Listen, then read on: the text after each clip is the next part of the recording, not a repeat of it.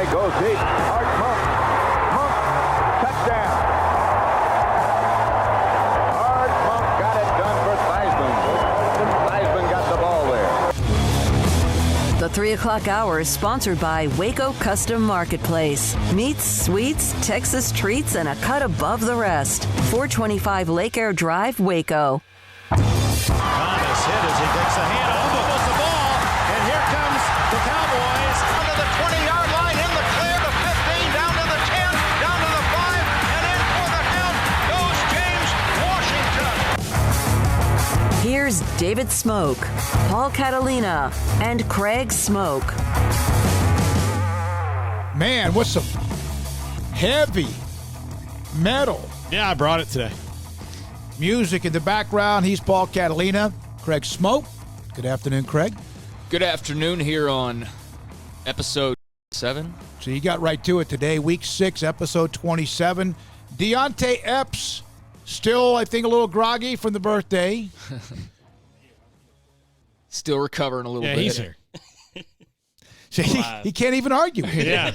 He like, can't yep. even. It was fun. He can't even argue with me. I'm David Smoke. Here we go till 6 o'clock today. Hall of Famer Rick Barry today at 3:10. We'll have Joe Theismann on Dak Prescott and the quarterback play in the NFL at 3:30.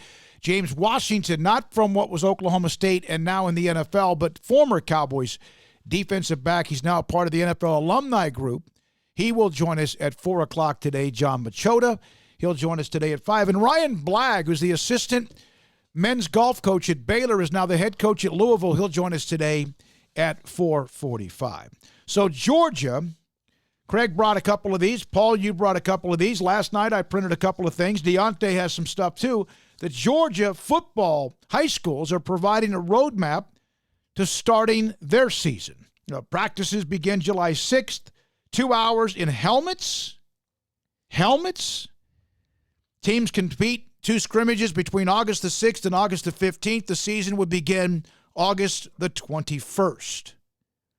That's early. Yeah. Well, I mean, Georgia's not been – well, first they announced that they were admittedly misinformed on the virus and how it spreads. Then they shut down for probably the shortest amount of time that any state shut down, and now they're opening back up again. So they're the ones who are going to jump into the fire.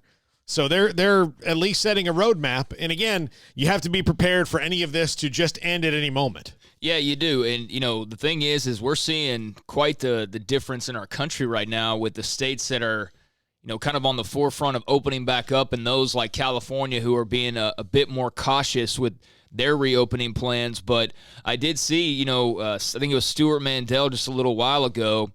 He was responding to a tweet that was saying, like, what happens if these colleges come back and 1 or 2 players end up contracting the virus and they catch it, but what happens if that does occur? And that's something that Mac Rhodes in his segment with us yesterday and in previous segments, that's one of the, 1 million questions that he's trying to figure out right now, along with his team and every other school out there. So, yeah, what does happen if a player pops? And we've seen now with what the German Soccer League that was announcing it was going to return, and then a couple players tested positive and they had to be quarantined, and now the game's been called off. So, they've already had that setback in Germany. And Germany, a country that, as we watch this story develop, is amongst those that's now looking at going back into a lockdown because they've opened up, cases surged, and so now they're contemplating or moving forward with going back into some type of a lockdown. I think South Korea might be another country that's looking at that. So, yeah, Europe was the first wave that we saw, really Asia, and then Europe, and then us. And now we're seeing this, how it unfolds with them trying to bring back sports leagues, and it's going to be very interesting to monitor as we ourselves try to bring sports back. Yeah, Florida is also going to bring back their pro sports. Yep. They're opening it up so people can practice. So Florida's saying, everybody come on down. Let's play some sports here. Yeah. All right. Also, this was yesterday. Chancellor White, I don't know who this is, but May 12th, the vast majority of the NCAA schools, this is not Stanford, Cal Berkeley, USC, and UCLA. I'm not sure if you saw this or not, but the CCAA member institutions have determined the NCAA sport competition will not occur during the fall of 2020. This is, for example, the, Cal Riverside, things like this. This is not the Division I schools. Yeah. But that's interesting. To call off the entire fall already when we are not even in the summer yet. Chico State and whoever's a part of the CCAA board of the actual, I guess you could say, member institutions. That's pretty severe. But that puts the Pac-12 in a corner. Because if they're not going to do it, and you're less likely to get mass infections at a Chico State game than you are at Cal Stanford. So really puts the Pac-12 into a corner. Yeah, there's 13 schools a part of the California Division II, I guess you'd say, grouping of Division II schools. There's 13 of those schools in California. So you got Cal State U and all of their affiliates, and then San Francisco State, Sonoma State, Cal State, East Bay, as far as the Bay Area schools go. So, yeah, if these California schools say that they're not going to be able to play, they're already calling off the dadgum fall semester in May, in the second week of May, then, yeah, that's going to be, it already was California a very interesting state to monitor in regards to all of this. But it's going to be even more interesting because if those schools are saying it, then what's preventing USC, Cal, and Stanford from doing the same? Yeah, that's Division II schools, and that I don't have the list of all the schools. It also makes me wonder what they've seen that made them make that decision. Yeah, and coming up next, he's a Hall of Famer. We may get him to discuss The Last Dance. We'll also get him to discuss, just basketball in general. Hall of Famer Rick Barry, then Joe Theismann. This is SicEm365 Radio.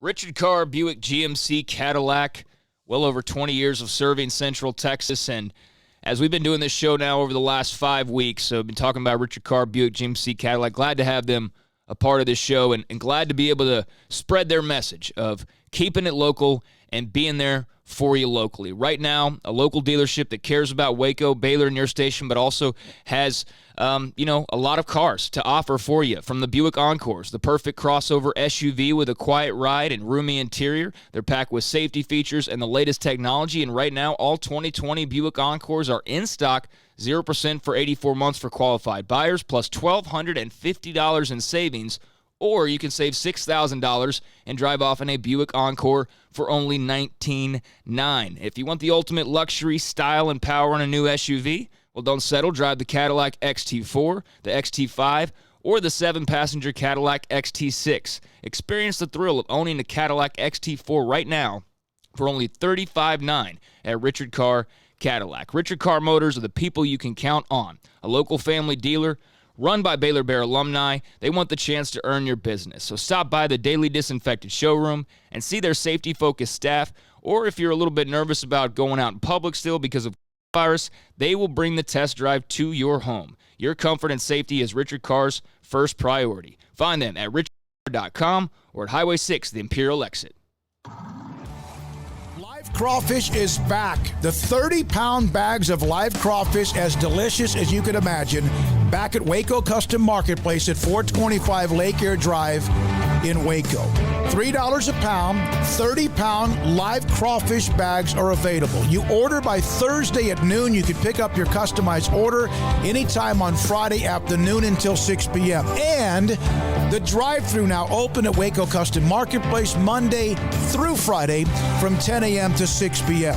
You can still order what you want from their butcher shop, including beef and poultry, seafood, and also pork. And, of course, their bakery. You can order from their bakery. You can go online, WacoCustomMarketplace.com, or go by the drive-thru. Waco Custom Marketplace, live crawfish available Monday through Friday, 10 a.m. to 6. Ideal MRI is a small family business right here in Central Texas. We are open to support our community through this crisis. When you need an MRI, ask your doctor for an Ideal MRI. Visit us at idealmri.com or call us at 833-IDEAL-MRI.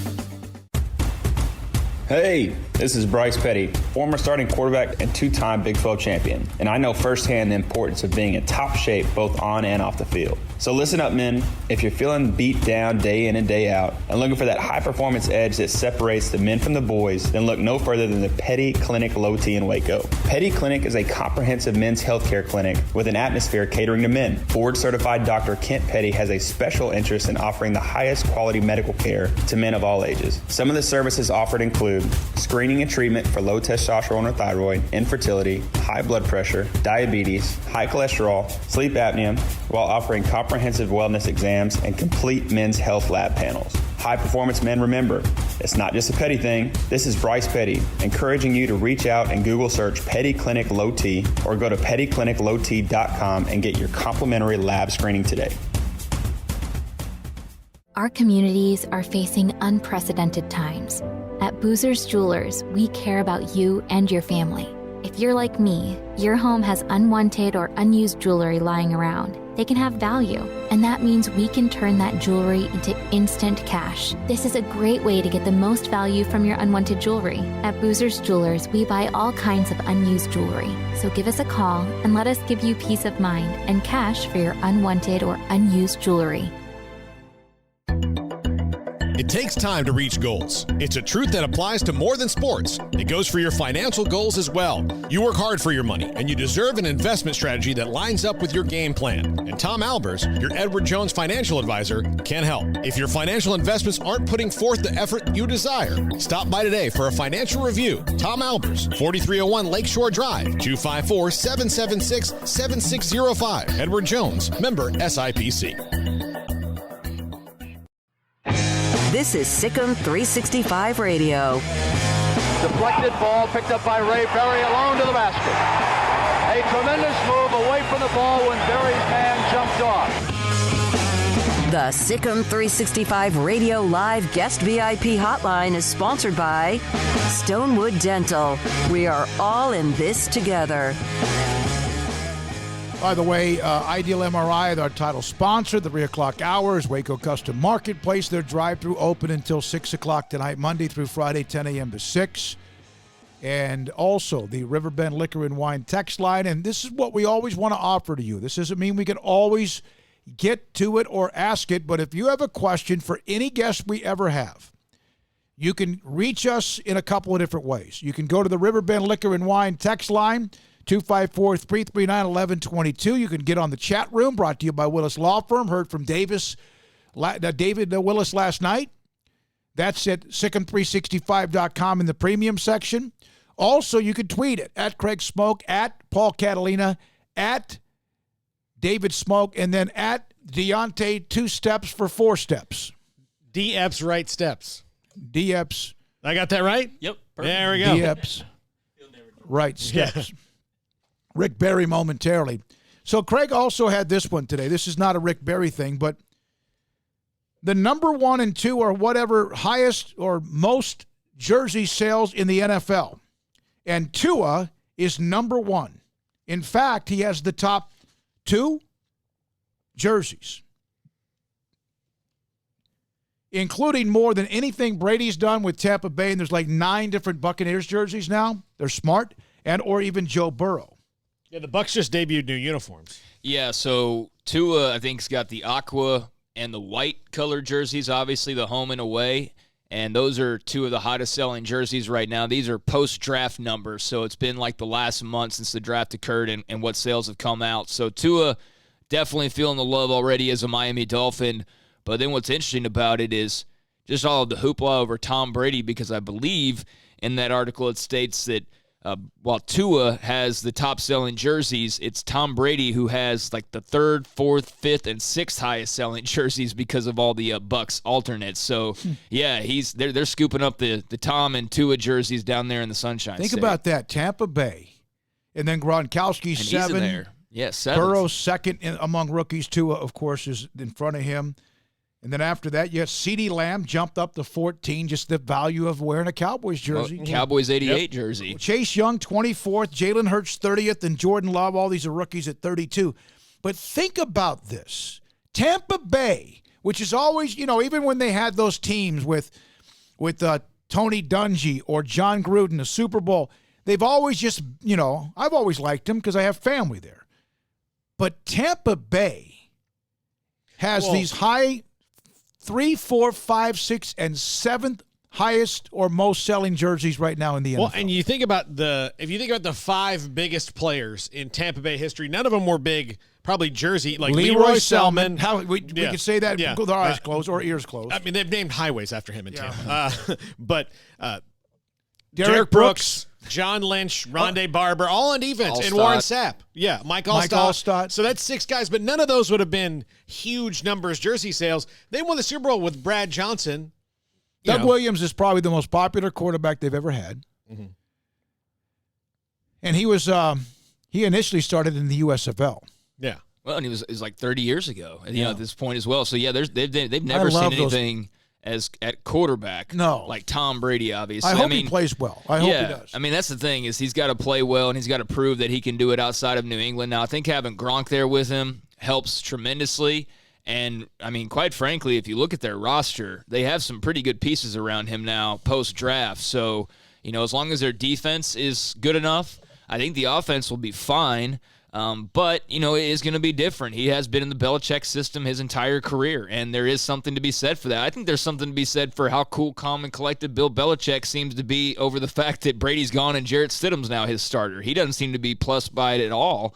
So that goes to show you how much confidence he has in just them keeping on plugging on along despite no Brady. So, we'll see a lot about what the Patriots are truly made of, and we'll also see, whether or not Tom and Gronk still have some gas left in the tank, and if maybe they were undervalued in some ways, if they can somehow go to Tampa, take an entirely different team, coaching staff, etc., and take them to the same heights. So there's a lot to be interested in as far as those storylines go. Yeah, there is, and those guys have just given that franchise an absolute huge lift. Yeah, they've been irrelevant for the last several years, and now they're the talk of the NFL. Got half the top 10 jersey sales. Rick Barry's a Hall of Famer in every level you could possibly imagine. Back in the day with Al Addles, Nate Thurman, and many, many more. Rick Barry now joins us, the Hall of Famer, on SicEm365 Radio. Rick, how have you been? What have you been able to do, if anything, these last several weeks? Well, to be honest with you, my life really hasn't changed that much, other than not traveling and, doing appearances or going to charity golf events and things of that nature. My wife and I are not foodies, so we don't go out to eat all that often, so haven't missed out on that. I usually make myself a nice salad and stuff at home. And once at our club here, they still have one of the places open where you can go and get some takeout food and put my mask on when I go shopping and, play some pickleball. They did shut the pickleball courts down, which really ticked me off because you're not you're not in close proximity to somebody. You're 6 feet or more away. You're outside in 80-something degree weather. They said, oh, well, the balls, and you can pick them. I said, come on, just look at this rationally. You put the sanitizer on everybody's hands before you start. You put the sanitizer on the pickleballs before you play. Everything's clean. Where are you going to get a germ? Excuse me. And all the people anyway. But anyway, they finally got them back open again, and the golf courses never closed down, and you go for a bike ride. And so it really hasn't changed a lot, but I know it's had a major impact on a lot of people's lives and costing people some lives. So it's really a sad situation in that regard. But I do think that a lot of people just didn't follow the directions, but I'm not a big believer that the whole economy needed to be shut down. I think that was an overkill. Rick, every day when I make the opens and rejoins and things for the show, and we have our guests, I often fall into, especially when I get stuff from the 70s or something. I fall into YouTube holes of watching highlights and things. And I watch a ton of your highlights, and we've been watching The Last Dance, and the NBA now is so different. Era to era, the way that the rules have changed in the NBA, do you think, as good of a scorer as you were, that with the rules now, how many points a game would you have averaged? Probably more, for sure. 3-point shot alone. I averaged 36, 7, whatever the hell it was, without a 3-point shot. So that would have made a difference. I would have probably perfected my 3-point shooting. I got to be about a 33% shooter, which is equivalent to 50 from twos. It's good shooting, but it's not great. I probably wouldn't be happy if I were playing today if I wasn't a 40% shooter from threes at least, which is outstanding shooting. But that would be my benchmark to try to get to 40 or better. And the difference is that I probably would get to the free throw sign a whole lot more because you can't breathe too hard on guys nowadays. And once they went through the stupid, the Detroit Pistons and the way that they play, when I watch some of the video on that on the Last Dance and everything, the NBA should be ashamed of themselves that they allowed the Pistons, the bad boys, to play the way that they played without suspending guys and fining them big time, because some of the stuff that they did there, you could get arrested on the street if you did that. Seriously, it was brutal what those guys were doing. and the officials were letting them, basically get away with it, just calling regular fouls. It was pathetic what they did. So that's not even basketball. Because here my thing is, it takes no talent, zero talent, skill, or ability to play basketball that way. Any thug can do that. It doesn't take any talent whatsoever. And it just really bothered me when I had to watch that all the time. But even now, though, they still call things a lot closer. It was much more physical when I played. And I'm kind of like when Michael played. I didn't mind. I got knocked to the ground so many times, but as long as I was getting to that free throw line, you're giving me 2 free throws, knock me down as much as you want. What have you thought, or what have been some of your impressions outside of what you just mentioned there about the Pistons? What have you thought of The Last Dance? I thought they've done a great job. Whoever came up with the idea to get this footage and do it was brilliant. I mean, and for them to get the team and the players to give them that kind of access. I mean, Rodman had them follow to Vegas, for God's sake. I mean, seriously. I mean, what a coup, what a smart thing to do. And then to obviously be playing it now, I imagine they're getting some of the greatest ratings ever because there's nothing else on that, that people can really watch other than old replays or stuff. To have this, it's really been good. I mean, I had no idea that Rodman had taken off and gone for 48 hours to do that. So it's been intriguing. And then you learn about Jerry Krause, who gets, a great amount of credit he should be getting, obviously having put that team together. But then he also was the guy that screwed it up because his ego got in the way. Yeah. Would you say that obviously Jordan is the magic here and the Bulls and some of the personalities, but would you say that even when you played your main course time with the Warriors and other things, would every team be able to have, in a way, these kind of videos, this kind of drama? Well, no, not every team, because not every team was as good as these guys and did what they accomplished. I mean, 2 3-peats. I mean, Michael leaving for 2 years to go play Major League Baseball. I mean, it's an amazing story. It really, truly is. But there are stories. I mean, to be honest with you, I'm very disappointed and sorry for my teammates that they've never even done anything about our championship team in '75, which is the greatest upset in the history of the NBA Finals, and they've never done a story about it. Never. I mean, we were supposed to be, this is the worst. It's going to be, they're going to sweep them. This is going to be a joke. We weren't even supposed to be in the playoffs. And then we win the Pacific Division, and then we wind up winning the Western Conference, which we weren't supposed to have to do. And then we go to the biggest mismatch in the history of the finals, and we sweep the team that's supposed to sweep up. Come on, how much more dramatic does it get with that? And it wasn't like we had a team, full of, all kinds of named players and star players now where they've got, 3 guys that are all superstar players on teams nowadays. That was a hell of a story. And, I got MVP and all. It was nice and got some recognition and all. But my teammates deserved a lot of credit for that. Hell, if it wasn't for that, I mean, Game 7, it was an amazing story in and of itself in the Western Conference Finals and what we did and what my team did.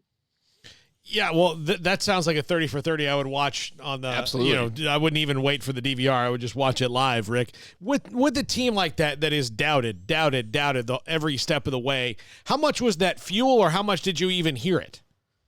No, it was fuel. I mean, when we heard it to start the season, I knew when we went to training camp, we went to Hawaii and all, and we got Clifford Ray. It was a big deal. We traded away one of the top 50 players of all time, Nate Thurman, one of the great centers of all time, and Clifford Ray, this young kid coming over from the Bulls.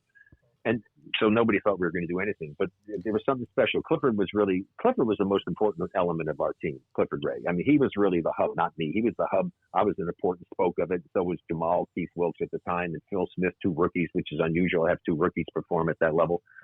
And then some other veterans, Jeff Mullins, we picked up Bill Bridges later on, and then a lot of great role players like Charles Dudley and Derek Dickey and Butch Beard and the guys that, filled in. We just had a lot of great guys. And so the thing is, we knew there was something that we were not going to be that bad a team. We thought we had a chance to do something. We started the season off well. We had a little down period like most teams have. It's only 2 teams, I think, in the history of the league that went through a whole season where they didn't have a 2-week period where they struggled. But then we started playing well again, and we had a lot of confidence going in, and we had something to prove. And when they were talking about, this is a joke when we got to the finals, mismatch, they're saying Mike Reardon can guard me and everything. I know deference to Mike and everything. Nobody could really guard me, but, to think that Mike could guard me, I'm taller than him and faster than him. How the hell is he going to guard me? Yeah. Rick, did Shaq ever approach you about free throw shooting? No, I approached Shaq, and he just didn't want to do it. He said, I'm a hip-hop kind of guy, and it'd be bad for my image. He had no desire. In fact, I think he made a comment saying, I'd rather shoot 0% than shoot underhanded. Well, he did almost. He almost did. Well, I mean, the thing about it is he would have won more championships. George Johnson, my teammate, was also a 50% type of shooter and stuff, and George got up to 80%, I think, one time when he played for the Nets. If Shaq was an 80% free throw shooter, he would have won multiple championships, extra championships, because the game is over at the end of the game. But a guy like Shaq, as powerful as he was, you throw it into him in the post. Hey, if you don't really grab him and prevent him from getting to the basket, he's liable to take you up with him and dunk you along with the ball. But he's going to go to the line. He's going to make a high percentage of his free throws, and the game basically is over. Mm-hmm. I mean, as it was, they got the rule, hack a Shaq, and they had to take him out of games because he became a liability at the end of games. It would have been a whole different career for him, and he would have won multiple championships. Has anybody ever, I mean, now you don't see anybody even trying it, even the worst. I mean, there's a couple of college players I would love to just say, here, just do this. Just please do this, and it'll be a lot better for you. Has anybody ever reached out to you to try to convince people to do underhand since? I only had one. Well, my youngest son, Canyon, who's hopefully going to get a chance to do something, was on the World Cup 3x3 team and on the qualifying team, which was so disappointing because they were going over training to get ready to go over qualify for the Olympics in 3x3 after winning the World Cup last year in Amsterdam, and so they postponed everything now. But he shoots it underhand. He's 85 to 90% free throw shooter. But George went from 50 to 80. So I'm just saying that it's there. I had one player only one player ever came to Colorado Springs with me, worked with me. In fact, my son Canyon actually was out there helping me, trying to show him how to do it. And he was, and I had him shooting really well. I had him shooting over 80%. And he just never had the courage when he went back to do it, which was sad because he still was a brick mason when he went back. What are your thoughts, Rick, about players coming out of college or being able to go back to the way it was coming straight out of high school into the NBA? Do you like the way it is right now? What would you do if you were the commissioner of the NBA? Anything you would change? Well, the NBA doesn't want it. I mean, they would prefer not to have it. They would prefer them to have to stay in school. They had to do it because of the union is the one that forced them to have to do it. And if it was in the collective bargaining agreement, that's what they have in there now.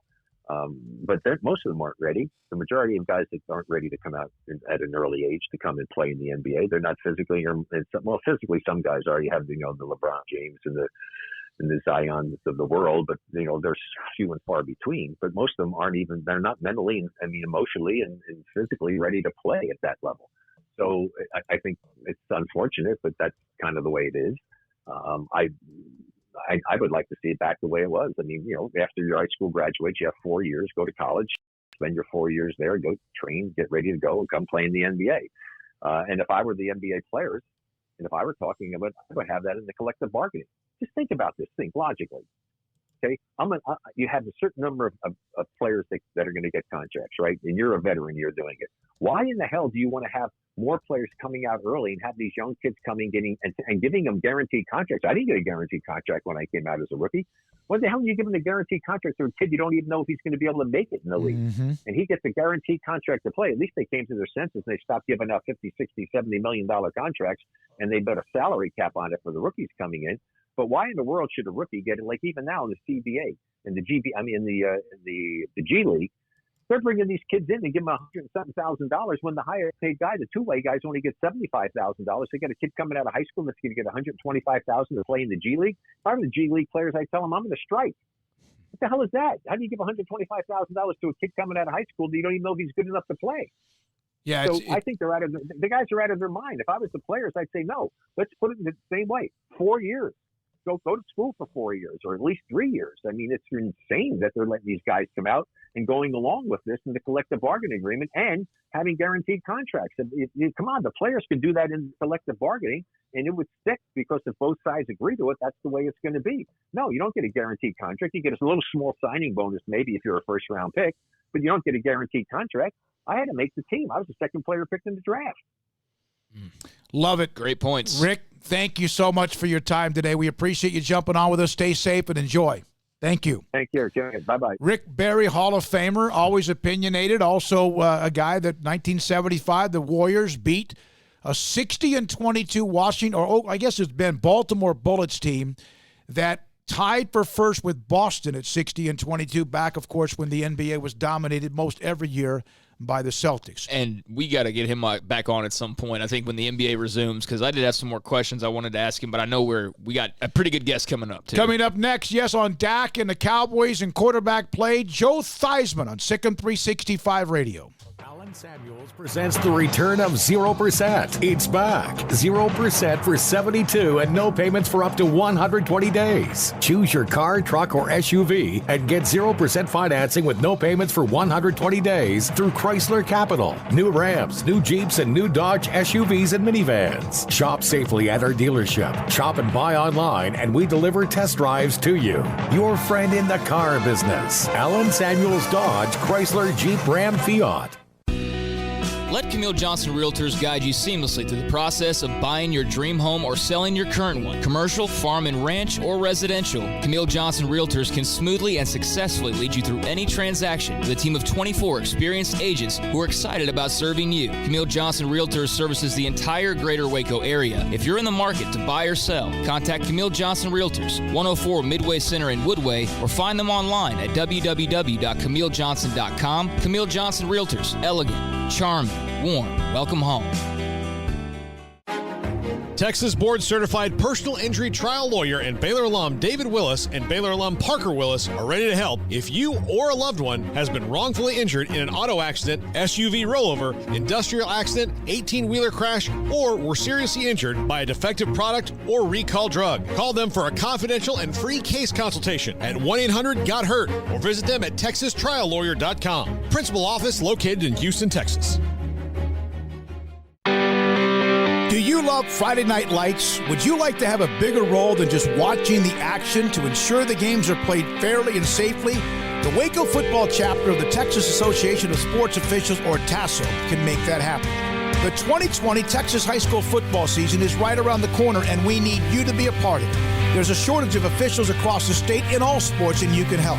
If you love the game and want to be a part of the solution, you can help our local student athletes continue to participate in games they love. Never officiated before? Don't worry. Waco Football Chapter can help you and prepare you to make the right call. And right now, Introduction to Football Officiating class is accepting registrations. Make your first grade call today by looking us up and contacting us on Facebook at Waco Football Chapter or at our website, wacofootballchapter.com. Find out more about the Waco Football Chapter of the Texas Association of Sports Officials, or TASO. Go to wacofootballchapter.com.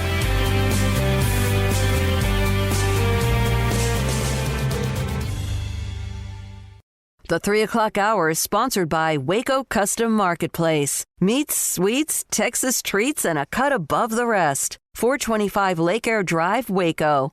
Hi, this is Conley football coach Shane Anderson. I'm a proud listener and supporter of the all-new SicEm365 radio show with David Smoke, Paul Catalina, and Craig Smoke. Riverbend Liquor and Wine has their easy-to-access drive-thru open and convenient and clean in-store location on the corner of Lakeshore Drive and North 19th Street in Waco. Riverbend Liquor has the best and most extensive variety of craft beer selections in Waco, and Balcones whiskey, including single malt, pot still, baby blue, French oak, rye, and brimstone. Riverbend Liquor and Wine, family-owned and operated, and a hidden gem in Waco on Lakeshore Drive and 19th Street. And find out more on Facebook and Instagram.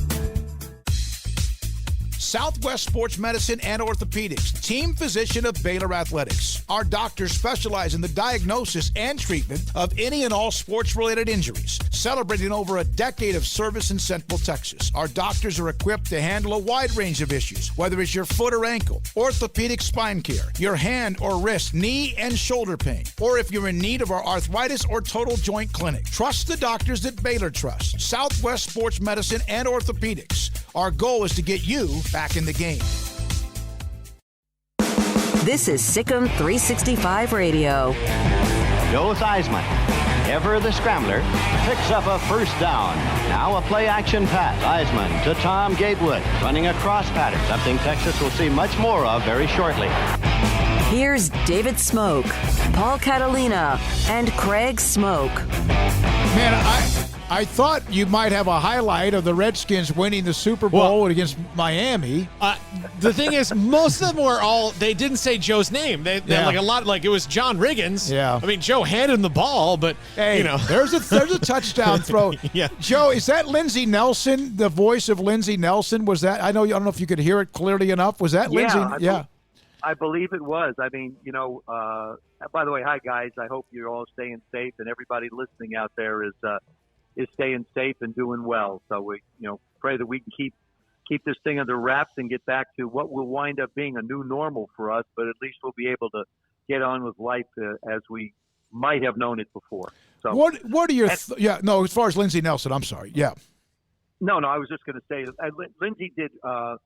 He used to do the Sunday morning telecast. The game was Saturday, and then it would be like an hour show, and it would be, let's move to further action. Notre Dame has the ball unproduced, 37-yard line. And then they, much like we see now on the NFL Network when it comes to seeing games. Lindsey did all that. Gosh, we did that back in I guess you'd say back in the late 60s is when we had a chance to do that. So it was really something. I mean, it was interesting. It was such a wonderful time at the University of Notre Dame. It is now. I mean, the university very special. Of course, having a chance to play the University of Texas twice made it interesting also. And, both of them in the Cotton Bowl. The first one we went to, I think, was the first bowl game that Notre Dame had gone to in something like 50 years. I mean, it had been a long, long time. And we wound up losing that one and then having a shot back at them on the next one. And we managed to win that one. It was a great rivalry. Darryl Royal and the Wishbone offense at the University of Notre Dame. You have Darryl Royal, Johnny Pont, Duffy Daugherty, Woody Hayes, Ara Parsegian. You talk about an era of coaches. That was something special. Yeah, and I'm 61, so I was getting a taste of that just as I was about to, when I started understanding, even watching a little football, and there was maybe one or two games. That was it on television. Yeah. You had three networks. Three networks. Yeah. It was ABC, NBC, and CBS. Now you have 1,000 or thereabouts, but it was limited, and Notre Dame was we were very fortunate that we had that game Sunday morning. It was replayed across the country. I mean, it's so many different cities you go to, even like Dallas or New York or San Francisco or Chicago. There's such a wonderful subway alumni out of the University of Notre Dame, people that have never gone, but yet have adopted the university as their team. Yeah, well, it came down, so I had several highlights that I pulled up, and the one I used in the open was you at Texas Stadium throwing a ridiculously long touchdown pass to Art Monk. That was crazy. That was just scrambling out of the pocket, just kind of off your back foot, heaved it up there. And then Riggins scoring the touchdown, but it didn't say your name. And I thought, well, let me see. And then any time that we can pick something where Texas loses and our guest had something to do with it, we're going to go with that. So, going to jump all over it, right? Yeah, absolutely. Absolutely. So, Joe, Dak Prescott is in these contract negotiations right now. The Cowboys, for whatever reason, have completely slow played this. And we know ultimately he's going to wind up, at least for a short time, being probably the highest paid quarterback in the league until the next one comes around. Is this a good precedent for the Cowboys to set? Are they doing themselves any favors by just not getting this done? Well, I think you coined it very well. I don't know, in slow playing. What it is it's negotiations. And, the comments I said about Dak, being not a top 5 quarterback, he may well be there very soon. But right now there are things I see in his game, and the rankings in certain areas don't really have him in that area. He's going to get paid somewhere between $33, $34, $35 million. The money's going to be there for him. He may wind up franchising. I believe the number will be like 33, maybe 5 under the new agreement if he gets franchised. But you're looking at, whether it's a 3 or a 4-year contract, you're looking at probably a guarantee of well over $100 million. And my whole thing is how much more do you want? Or is it about the years? I don't know the specifics of it. From what I understand is I think Dak wants a 4-year. I think the Cowboys want a 5 for salary cap considerations. After you paid Armani that much money, and then you also paid Zeke that much money, there's money left over, but you got to work around the budget as far as paying your players. You're probably going to have almost 40% of your cap tied up in 3 players. And I think that's what Jerry and Steven are trying to work out is how does it work economically for us? Tom Brady will leave the game. Drew Brees will leave the game. Phillip Rivers will leave the game. Dak is gonna be the guy to look at. Now, I've always believed this, and I think we've done the show before, and I make this comment: the quarterback is the single most dependent player on the field. When Zeke struggled towards the end of the season last year, Dak wasn't as productive as he had been. And just like I would say, John, you bring up the highlights of the Super Bowl. I mean, I'll have, in 1983, we had a tremendous year. I had a really great year. A lot of that had to do with the fact that John Riggins was my fullback and that he was a great runner. Here's one for you. 1983, we go to the Super Bowl. John Riggins does not make the Pro Bowl. Had 24 touchdowns. You know why? Because the designation in football and the Pro Bowl balloting did not have something for a remaining back. We used to call him an R-back. They had a halfback designation and a fullback designation, and John fell somewhere in between, and they didn't know how to qualify him. Wow! So here's a guy on a record-setting performance, and I believe did not make the Pro Bowl because of a designation.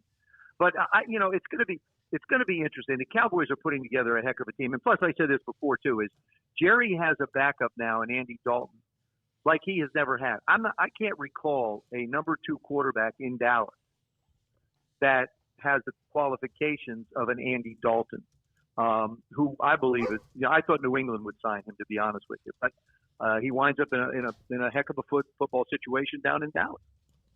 Joe, is a team as good as their backup quarterback? No, I think you're as good as your starter. Okay. I think I really do. It's all about how the positions play. You can win 9 games. You can win 10 games if you play great defense and your quarterback is okay. But you're never going to get to the big prize unless your quarterback can play well. Here's an example for you. Ryan Tannehill, 2 years ago, everybody said he's a bust. Out of Miami, can't play, terrible. All of a sudden he goes to Tennessee, and he's a game away from being in the Super Bowl and has a heck of a run. I mean, you look at his numbers over that period of time. Ryan put together matter of fact, it parlayed into a very big contract for him. So, you have to have that position play well. And I always say this before: if you're not sure if the coach comes out and says we have 1 and 1A, that means you really don't have a starter. One of them has to separate from the other. And Dak's good. I foresee Dak as the quarterback in Dallas, God willing, for the next 7, 8, 9, 10 years. And my whole point is, hey, if the offer offers $34 million, take it. You know what I'm saying? I mean, if it's a question of money, I can't see what the next number is going to be. And I put it this way. He's never going to see the last year of a contract. They're going to want to redo the deal before it ever gets to the last year, if he is what he believes he can do as a player and what the Cowboys want him to do as a player. They're not going to let this thing get to another point where a decision has to be made where he has 1 year left on a deal. So if whatever that balance is, 30 some odd million, it's not something to really concern yourself with. Hey, $34 million is a lot of money over a 4 or 5 year period. I mean, you look back. Keep in mind, in 1984, I believe I was the 4th highest paid player in the National Football League at $1 million a year. And it's like it takes a second to set in. Yeah. Yeah. You have to take a second to process that. But it's the way things have changed. And listen, I don't begrudge these kids a penny. I want to see them get every cent they can get. I don't want to see somebody have something on the table and all of a sudden something happened to them. And this is the other thing I try and remind young players is remember who works for who. You're the player. Everybody else in your circle works for you. So you make a decision, and Zach will make a decision that he believes is right for him. No matter what I say or anybody says. He'll make that decision based upon what he feels is right. But you can't lose sight of the fact that, agents have a pull, management people have a pull, people doing commercials have a pull. You have to decide what's right for you. And, I'm sure it'll work out in some way, shape, or form. But everybody's antsy now. I mean, we're excited to talk about football, guys. Gee whiz. Oh. Yeah. I'm so sick and tired of watching the news. You want to get depressed, watch the nightly news for a while. Yep. No doubt. No doubt. The NFC East has 3 new coaches out of 4. Which one do you think will have the most immediate impact, and which one do you think will have the longest lasting impact? Well, because of uncertainty in Washington in so many areas, I think Ron's going to do okay with what he wants to do. But it's a young football team with a young quarterback situation, possibly, unless Alex, can continue on this miraculous run. I'd say that Mike McCarthy has, probably the best looking team on paper. CeeDee Lamb, I think, is a great addition. Zeke we know what he is as a back. Amari, we know what he's all about. The tight end position is one that I think they really need to figure out what they want to do there. The defensive line will probably be better with some of the additions they've made. I think Mike McCarthy stepping into a really good situation. And here's the thing, with Dak, Mike has a quarterback now that I believe he feels like he can coach. I think Aaron reached a point in Green Bay where it seemed like they were always at odds over something. Would you agree with that? Mm-hmm. Oh, yeah. Yep. Always at odds. That's not going to be the case in Dallas. It's going to be a little bit like when Aaron got to Green Bay in the beginning where, as a young quarterback, you're a sponge. You soak up all the knowledge that the coach has. And Mike's done, he's done it all. He's won it all. He's been around some of the greatest coaches in this game. He's become one of the best coaches in this game. So I think Mike has, in the NFC, I think Mike would have to be the one that you'd have to say going in, has the most veterans on his football team and has fewer questions about what his football team's going to look like. Joe, I'd be remiss if I didn't ask you about the Redskins in particular. What are your thoughts on Dwayne Haskins heading into year number 2? And was there any part of you that thought that they might go a different direction than Chase Young with the number 2 overall pick? Never was there a doubt in my mind that the Redskins would take anyone but Chase Young, and I made it very public. I felt like unless somebody put 2 number 1s and a 2 on the table, you wouldn't even think about looking at it. Miami would be the only ones to do it, and I think they figured they'd get 2 anyway because the 3 teams before them at 5 really didn't need a quarterback. Cincinnati did, and they went that direction. Matter of fact, this went almost pretty much like script.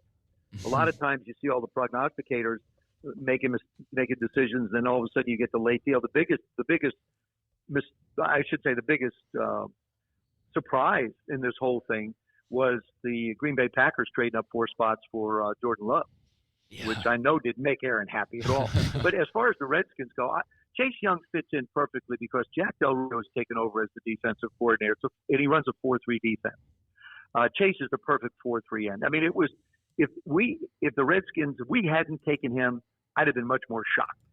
So yes, it fit in. As far as Dwayne goes, I still think he's an unknown entity because he only played 7 games. I don't really count the first 2 because he was sort of thrown into the lurch.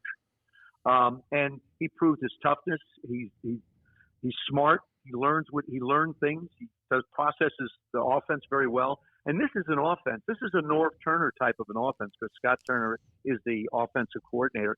It's the same system that I played in with Joe Gibbs.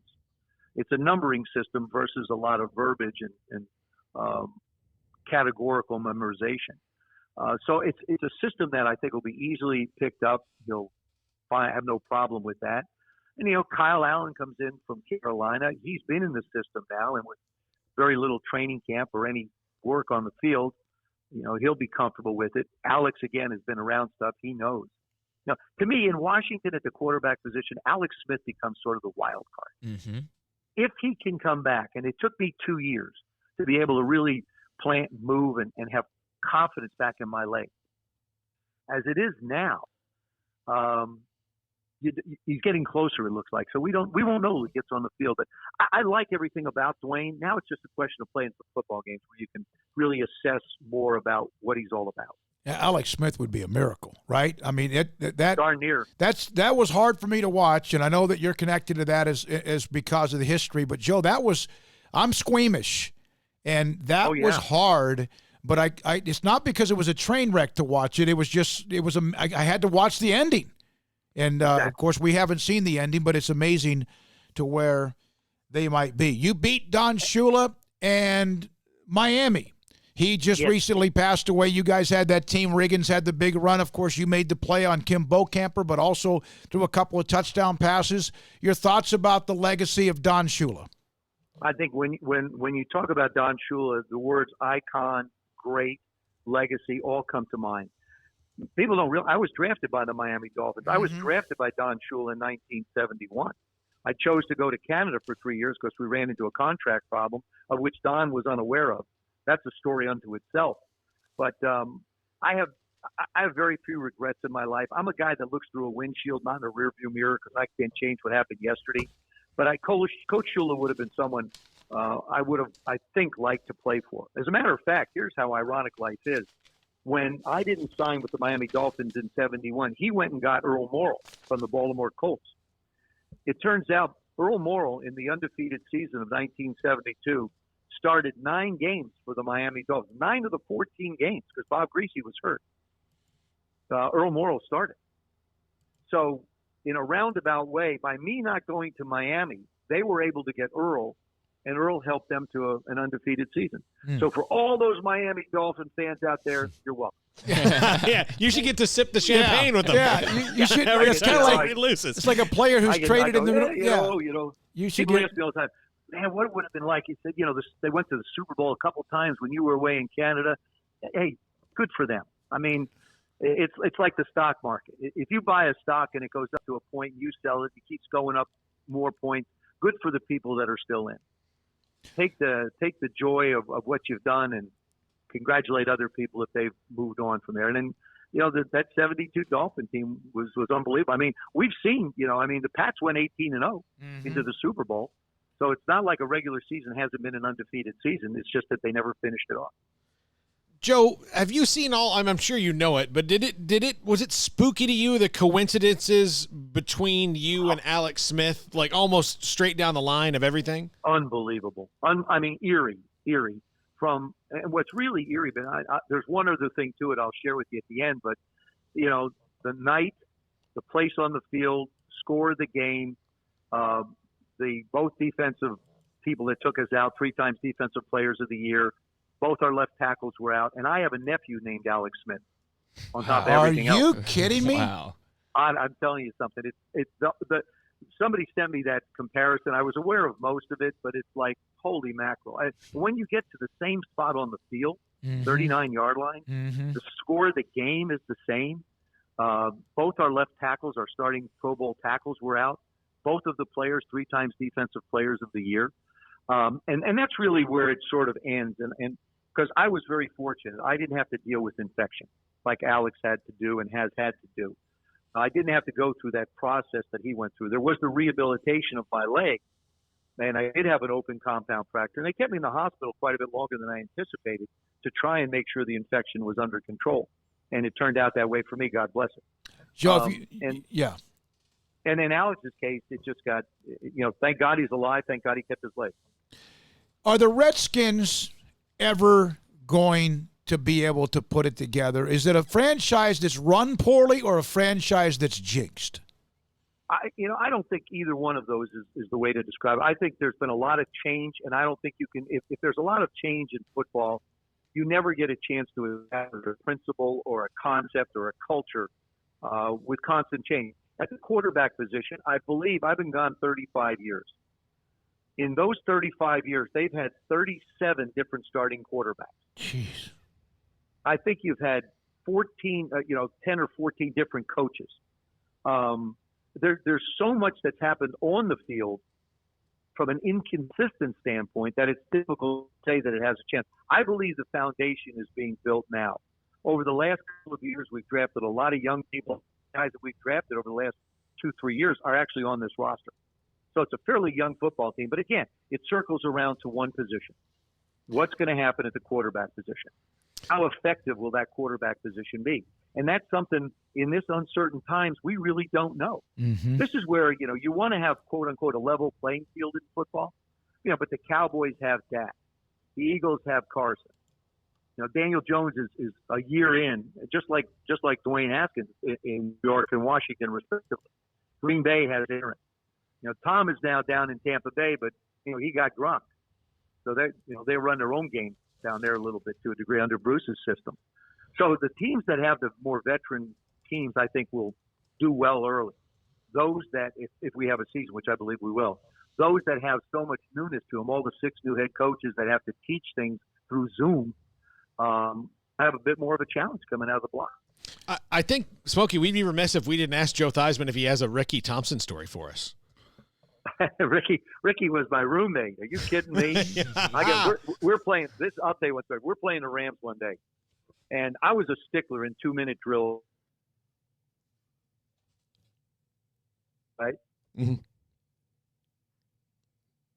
Did we lose? Joe, you there? Ricky. Okay. Can you hear me? Yeah, we lost you for a second. There you go. Oh, okay. So Ricky. So it's just before the half. We're playing the Rams. Ricky catches.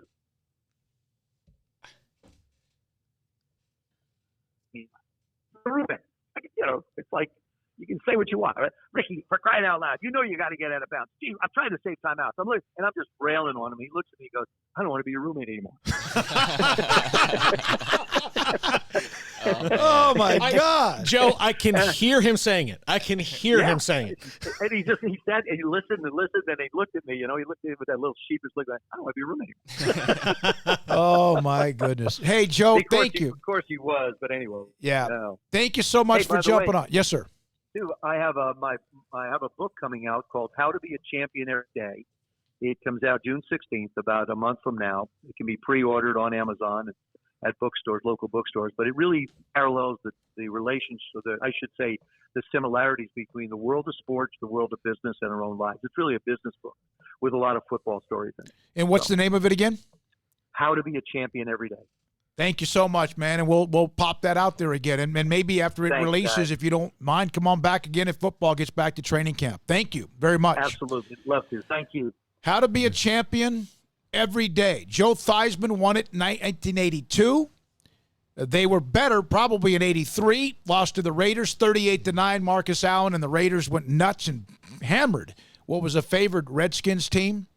And good to have him on. Yeah, not bad. Half hour with Joe Theismann, basically, with him joining us. So we got to cover pretty much everything. I think we got all the Redskins stuff in there and Cowboys with Dak and a lot of other goodies as well. So a nice way to end this first hour. Well, so Rick Barry and Joe Theismann. Yeah, I had to get a Ricky Thompson story. No, yeah, I hate those cutting out, but I mean, he'll deny it. I don't want to be your roommate anymore. Yeah, Coming up, the 4 o'clock hour includes former Cowboys safety. He's now the Southern Cal NFL alumni director, James Washington, next on SicEm365 Radio. Are you in the market for a new home? Are you trying to sell your current home? If you're looking to upsize or downsize, you need a realtor in your corner that can guide you through anything you'll encounter, and you need someone who's a fantastic listener. Well, that's Lance Donaldson, my good friend, one of the best listeners you'll ever meet in your life. The Lance Donaldson team, family brokered by eXp Realty. Let them be your go-to source as you search for that perfect home. Just give him a call. He's going to hear everything you have to say, everything you need, all your wants and needs for that house. He's going to take it in. He's going to help you find that perfect dream home that you're looking for. 254-214-3713 or online at lancedonaldson.exprealty.com. Waco, Texas, our city of remarkable growth and opportunity with an even brighter future ahead. What makes it all work is our people living, working, and growing together. And we're proud to be from here, helping and serving the community we call home. We are the First National Bank of Central Texas, taking great pride in being locally owned and operated. Come see us at any of our 5 convenient locations. That's the First National Bank of Central Texas, member FDIC, an equal housing lender. Y'all listen up. Let me tell you something about group meals from Rudy's Barbecue. It's got all you need for all the folks you gotta feed, smoked meat, sides, and more.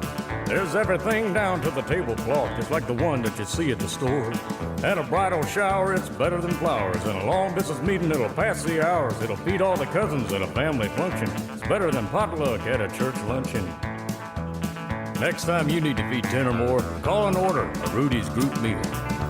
Next in line.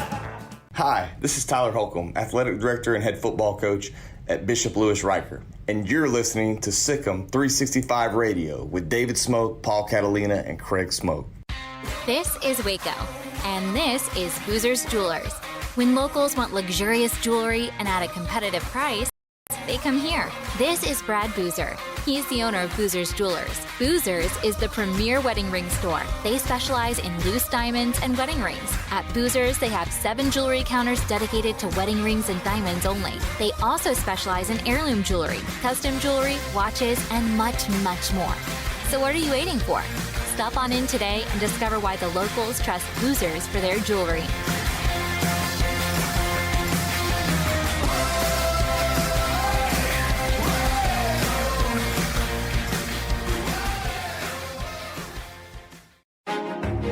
Texas board-certified personal injury trial lawyer and Baylor alum David Willis and Baylor alum Parker Willis are ready to help if you or a loved one has been wrongfully injured in an auto accident, SUV rollover, industrial accident, 18-wheeler crash, or were seriously injured by a defective product or recalled drug. Call them for a confidential and free case consultation at 1-800-GOT-HURT or visit them at texastriallawyer.com, principal office in Houston, Texas.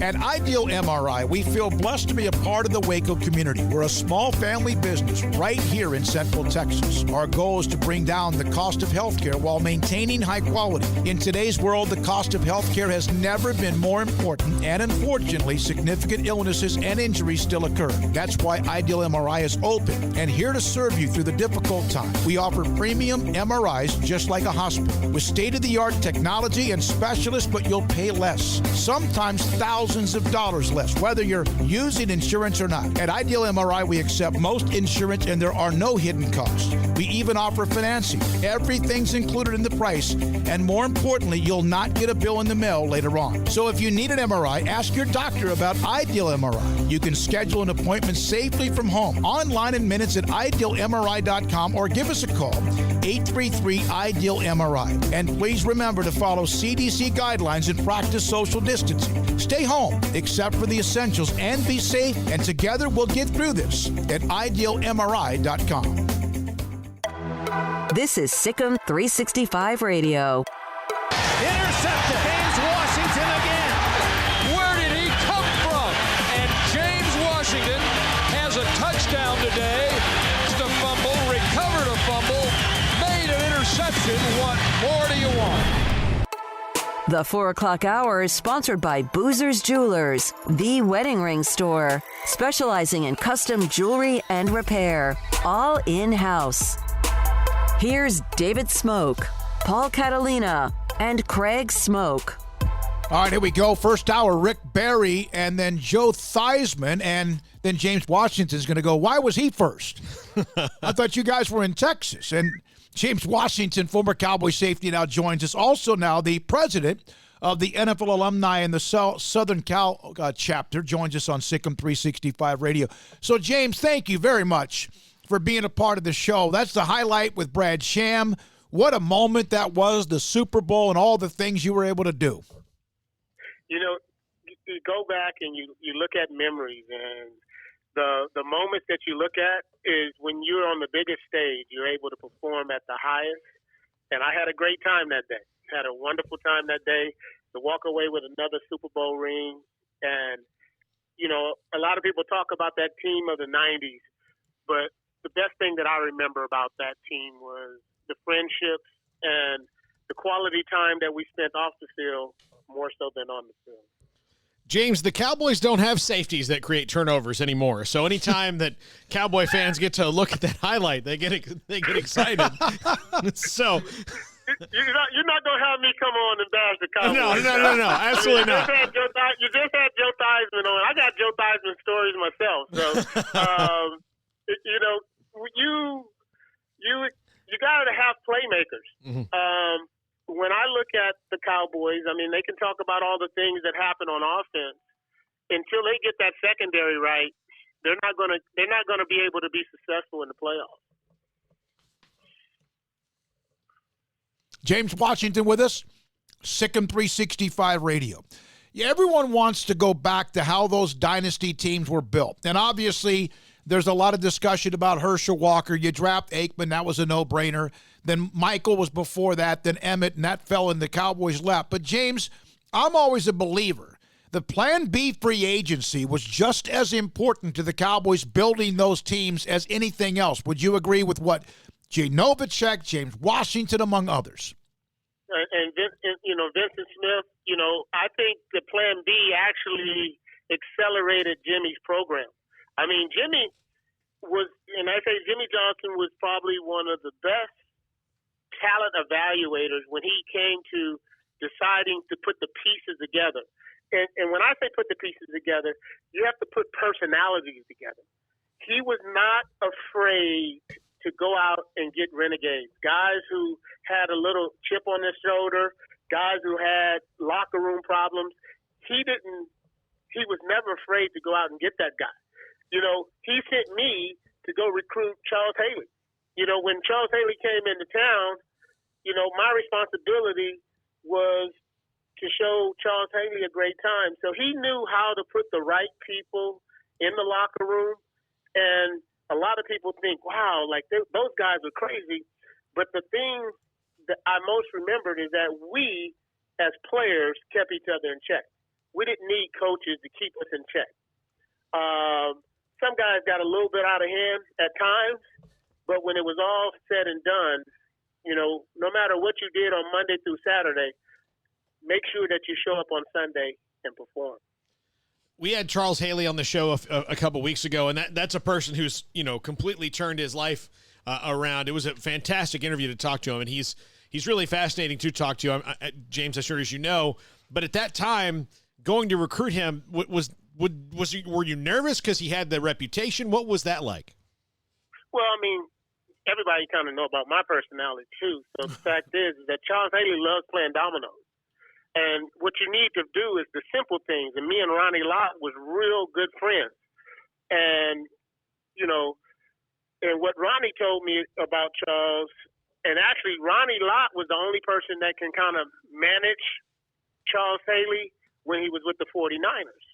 And actually Ronnie gave me some tips, is that he will not be in San Francisco next year. And he's the type of guy that Charles is probably one of the nicest guys off the field that you would ever meet. He would give the shirt off his back to somebody that he cares about. And one thing that people didn't realize about Charles was a great coach. Charles was a great coach and a great motivator for the young defensive linemen that we had at the time. See, so a lot of people want to say about the negative. People got to look at that team, what he bring when you look at some of the stories like Michael Jordan, and you say, Michael Jordan worked harder than everybody. Same thing with Charles. Same thing with Michael Irvin. The guys that you heard about publicly, some of the leaders that was on that team, those were the guys that would stand there extra, stand there late. So the guys that was not, they had to fall in line, and that's the reason why we had such a good ball club. Yeah, it's been really great to see how much Charles has changed his life for the better and just his mental health and all of that's fantastic. You played alongside a former Baylor great in Thomas Everett. Do you have any, I guess, notable recollections or memories that come to mind when the name Thomas Everett's brought up? You know what, Thomas? I just remember when he was in college and then before he went to Pittsburgh, and he ended up being a Jim Thorpe Award winner. And when you look at the stature and you look at him, you're like, but not until I was able to actually line up next to him and watch him put it in the weight room, I see why he was a Jim Thorpe Award winner. I see why he was, all-pro Pro Bowler. Because the fact is it was his work ethic. It's what he brought to the table time and time again. And because he was so low, me being 6'2", I couldn't go down there and chop somebody. But because he was at his stature, he was able to run through guys' thighs, and he had worked that to a perfection. I mean, I actually watched him break a couple guys' thighs while we were playing. Oh, wow. If you go back and watch that Buffalo game when tight end goes down, you watch Thomas Everett, and I remember I watched this time and time again. You watch the velocity that he hits guys. I mean, I was the guy who just run through you, but Thomas, boy, he used to bring the fire when it came to top blocking.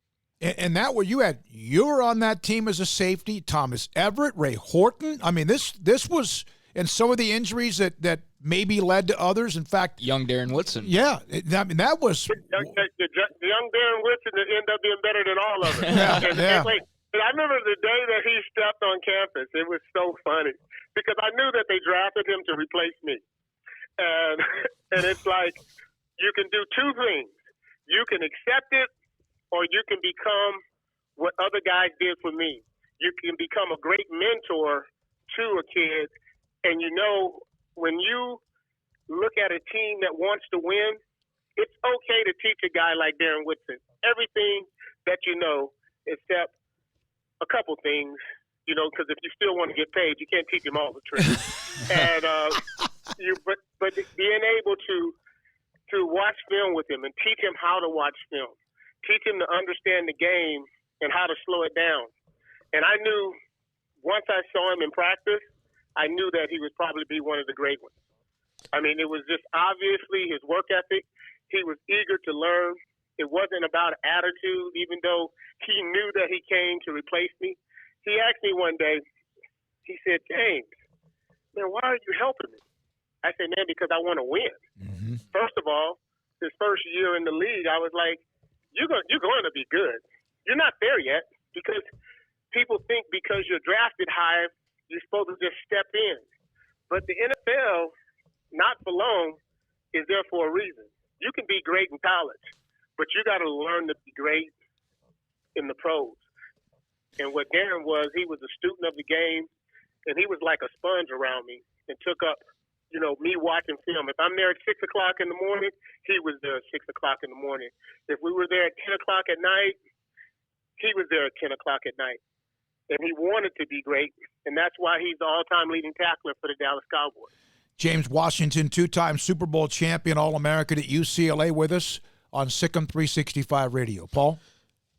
If you go to Buffalo, New York, do they respond to you like Boston people do to like Bucky Dent? I have a lot of friends that live in Boston, Buffalo fans, I would say, in New York, I should say. And when I had an opportunity to go to Buffalo, people, they got good and bad feelings about me because they disliked me for 2 Super Bowls. Obviously, having interception where we set the Super Bowl record in the first Super Bowl against them back home in Los Angeles, and then coming back to Atlanta where I have the game of my life. People like people who perform. Thurman Thomas, me and him was real good friends, and then we wasn't good friends, but now we're good friends again because athletes like when you're able to perform on the big stage, and that's what they remember. Yeah, we laugh and joke about it. I got one of my, actually Tom Rapisi is one of my closest friends, and he's from Buffalo, but he's a Dallas fan, and he lives back in Buffalo now, and when I go visit, he gets ragged. But he's excited to have me and show me off like a trophy when I come down to Buffalo. James, you mentioned Darren Woodson. He's on the cusp of eventually being the next Dallas Cowboy. You would think from that era of being a part of the Pro Football Hall of Fame. Would you agree with that? That his career playing with those teams, what he made, the impact that he would be one of that era would be next? I think he should. I think that we had a couple guys that was probably missed, through the process. I think, but Darren Woodson, if any guy from that era, with Jimmy going in, and that he would probably be the next guy on our defense. Ken Norton was another one, because of what he brought to the table.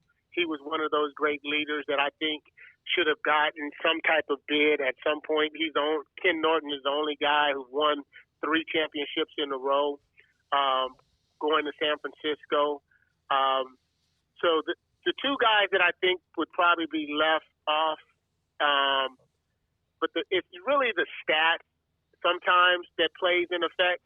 yes, he's definitely belong in the Ring of Honor of the Dallas Cowboys.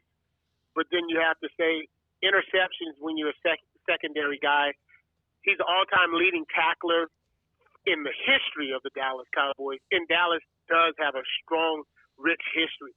I think it becomes like a popularity deal. I think that he should be the next guy, if any, that should go into the Hall of Fame. Because the sad piece is that you look at all the guys who've gone in on offense. But because we didn't have a popular, but we had a very talented defense, we won by committee. Charles Haley, we won by committee. We had some big names, but then we had a lot of no names that really made a lot of plays. No question. Yeah. The outside of Charles Haley, though, really your defensive line was you had a rotation of Casillas and Hennings and Jimmy Jones and like all these. Yeah, it was before free agency, so Jim Jeffcoat was still there at the time. All those guys that just kind of rotated through. So no matter who was on the field, you guys never really dropped off, did you? Yeah, you can go through the secondary. You got Kenny Gant. You can, like you were just saying, going through the safeties. Me, Thomas Everett, and Darren Woodson all played in the same with Brock Marion. All played in the same secondary at one time. But you only got two spots. So we had so much talent, and Timmy had done a great job, evaluating and drafting and trading and doing all the things. We had that at every position. And that's probably the reason why you say you never really had one guy on our defense during the 90s that just stood out. You had names, but guys just couldn't just say that guy.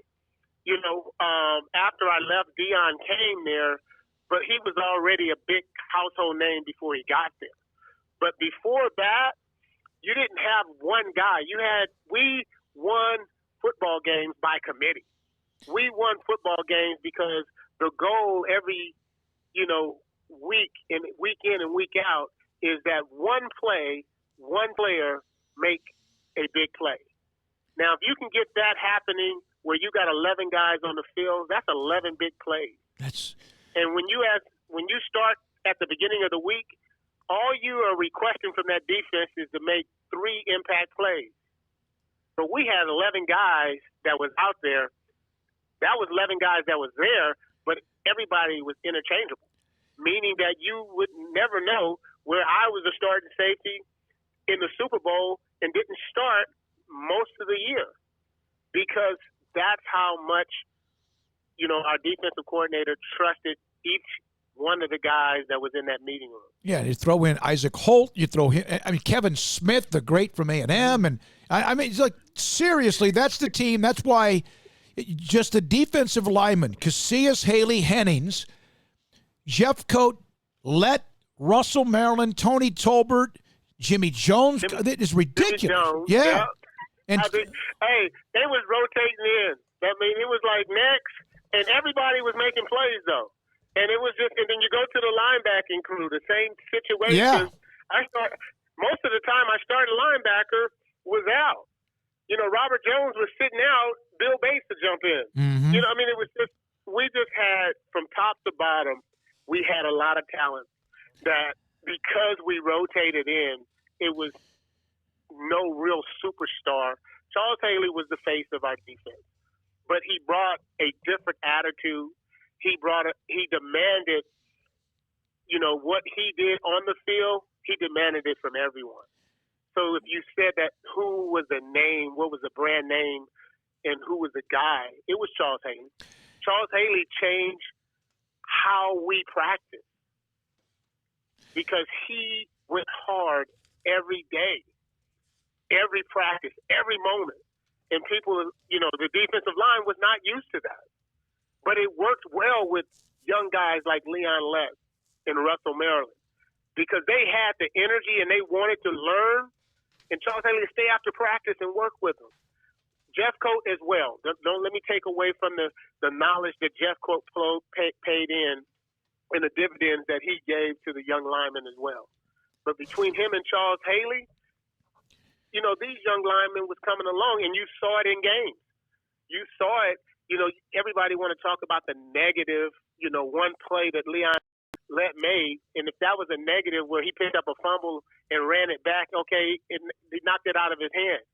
But guess what? He picked up the fumble, and it was like the 9th turnover of the game. Mm-hmm. James. But then he came back the next Super Bowl and made the biggest play to change the whole thing around. That's how I ended up scooping up a fumble and score because of Leon Lett. You know, so people should talk about that play more so than the one he got snatched by BB, which, hey, that's not the first person BB done snatched in the league. he caught a lot of people. You mentioned exactly. You mentioned the team and what you were Monday through Saturday, and then how good you were Sundays. You've watched, I would think, The Last Dance, what Michael Jordan and the Bulls. Was that what Haley, in a way, was for Dallas, at least when he arrived? And how much of a Last Dance documentary would those Cowboys in the early 90s be? You know, everybody knows that we partied hard from Monday through Saturday, and you know, and how we got down on Sunday. So, and we had, I think the worst record I ever had in Dallas was, I think I went 7-9 the first year, and it was because Babe Loffenberg kept throwing it to Dion for some reason, a touchdown, and he was on the wrong team. But after that, you guys would not believe, we partied hard. We had fun.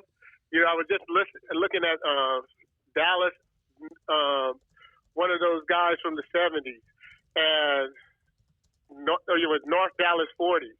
You know, you think about Dallas Cowboys and all the things that we had, but we looked out for each other. You know, people can talk about the stories. Everybody wish they could just know half of the stories, and they'll never come out. But we knew how to have fun on both ends. Like you say, you burn the candle at both ends. We burnt the candle at both ends in the 90s. I have one question, if you'll remember this story. So I don't know when this was, but you were getting on an airplane, and a guy that I just happened to run into today saw that we were going to have you on the show. Did you once get on an airplane, but you had a duffel bag and you had money in it, and it went to the bottom of the air? Do you remember that? Wow. It depends on what city we were going to. Hey, depending on what city we're going to, we're gonna be all cash this day. No, I'm not trying to share. Say no more. Yeah. But can you imagine though that I just happened to put up your name and a guy said, "Hey, I sat next to him on an airplane," and then that's enough. That's all that's fantastic. Depending on what city I was going to, especially in the off season. Yeah. You know, we used to have fun, like I said. Yeah. We had a great time, and you know, people, as you can tell, that we believed in each other. We were friends, and we trusted each other on and off the field. That's why you don't hear about too many books that have come out about what we did. Yep. Because it was a moment, and it's a moment in time that you can never take back. It was just so amazing because with the 2 championships that I won, that's not even the most memorable moment, you know, in my athletic history. You know, last year, my daughter ended up winning the national championship and hitting a walk-off hit to win the national championship for UCLA. Mm-hmm. So, I mean, it's just you have moments, but then if you live long enough, you have other moments. Yeah, isn't that great? Man, James, thank you so much for being a part of the show. Good luck with the NFL alumni part that you continue to do in Southern California. And congratulations on an amazing run. And we'll try to stay in touch if that's okay with you. Yeah, no problem. You guys have a wonderful day. That's James. Right? Yes, sir. James MacArthur Washington, former UCLA All-American. Cowboys played 1 year at the end with the Redskins, won 2 Super Bowl titles, and could have been and should have been perhaps the MVP of the Super Bowl when he had the interception, the fumble return. Well, he was the MVP of that one. Yeah. Are you sure? Because I'm not so sure Emmett didn't get it. Was it? Oh, it was Emmett, wasn't it? Yeah. I'm gonna Google. That was kind of a. That was kind of a whoa. I'm sorry. I've always thought James Washington, to me, was the MVP of that one. Because Emmett only had like 61 yards. Here are your Cowboys Super Bowl MVPs. I'll just go through the entire list. 71, Chuck Howley. 72, Staubach. Howley was a loss. 78 was co-MVPs Harvey Martin and Randy White. Mm-hmm. Then there was in 93, Aikman. 94, Smith. Emmett. That was it. Yeah. And then in 96, Larry Brown. Yeah. Look, they don't win the game without James Washington. Right. You're right. And Emmett, and if you look at Emmett's stats for that day, he didn't have 100 yards. He had a couple of touchdowns that were set up by James Washington. Yeah. So Yeah, you could argue that the name guy gets it, but then again, Larry Brown won it a couple years later. Larry Brown had those two he had huge plays. Yeah, you're right. I mean, the first interception was not a kneel. He gets kind of a bad rap on that one. The first interception was legit. The second interception, the one he returned for the touchdown that sealed the game, was an absolute Neil O'Donnell gift. I mean, he might as well have run over to Larry before the play started and said, hey. People speculated that he was throwing the game. It was that egregious of an It was awful. Yeah, the other one, he was the only one over there. It's like, what? By the way, AF Blue 82, depends on the city. Great interview with James. Also, Bear Track earlier today, before we were on the air on the Willis Law Firm chat room, Santana Dotson was phenomenal. The interview. Also, Dr. Marvin. Background audio works on the app. And D-Row said my name and he didn't come up with a question, but appreciate that on the Willis Law Firm chat room. Also, on the notifications on Twitter, Keith Poza, I think it is. Well, he's the same guy. I was talking about the James Washington interview. We're 4 or 5 minutes into it. It is also incredible insight. How about him recruiting Charles Haley through Ronnie Lott? Keith Poza, thank you for your tweet. Appreciate that as well. And I don't think that maybe some people out there have been able to see him on TV and were familiar enough with him previous to that years ago to see the difference. But I'll say it again for like the third time in this show. Charles Haley's, kind of comeback from the dark side has been incredible to watch. And just what a lovable guy, right, guys? I mean, he was a headhunter when he was out on the field, but he's a nice, even though he has a problem with me every time I seem to interview him. But outside of that, no, he's cool. And then you have that MJ drive, that in practice with the young guys. That's what he did. Yep. And I'll remember the day I got him on the show. I called Smokey and said, okay, I'm going to have Brian Bosworth for Craig and them, and I'll have I'll probably have one other for them. I'm working on times. I said, but I'm about to talk to Charles Haley. He's sitting right here. So he goes, no, you're not. Yeah, he was. And I was like, yeah, he's right here. That was an the ones that were anti-media that I remember as players, Sterling Sharp, and then he got into the media. Art Monk, he never did. That also probably hurt him being in the Hall of Fame early enough. He was his all-time leading receiver at the time.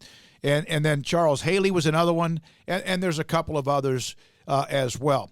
All right, fantastic. We'll come back and go over the 92 Cowboys roster. They had double-digit starters. Even the backups could start for everybody else. Yeah, glowing words about Thomas Everett as well, the former Baylor great and Thorpe Award winner. No question. Thomas Everett, Gary Baxter. We already had Van McElroy. Those are three we still got to get on the show of the great defensive backs. All right, one of the interviews I hope you look forward to tonight, 5:30, we'll have Herbie Atkins. He played back in the day. He played up against Merlin Olsen in the Gotham Bowl, and stories that will just crack you up. He'll join us today. John Machota on the Cowboys at 5. It's SicEm365 Radio. I'd love to hear from you. Want to hit us up now at 254-339-1122 in the Riverbend Liquor hotline, text line, or if you want to call us at 254-339-1122, that's open as well. Paul, Craig, David, Deontay, SicEm365 Radio.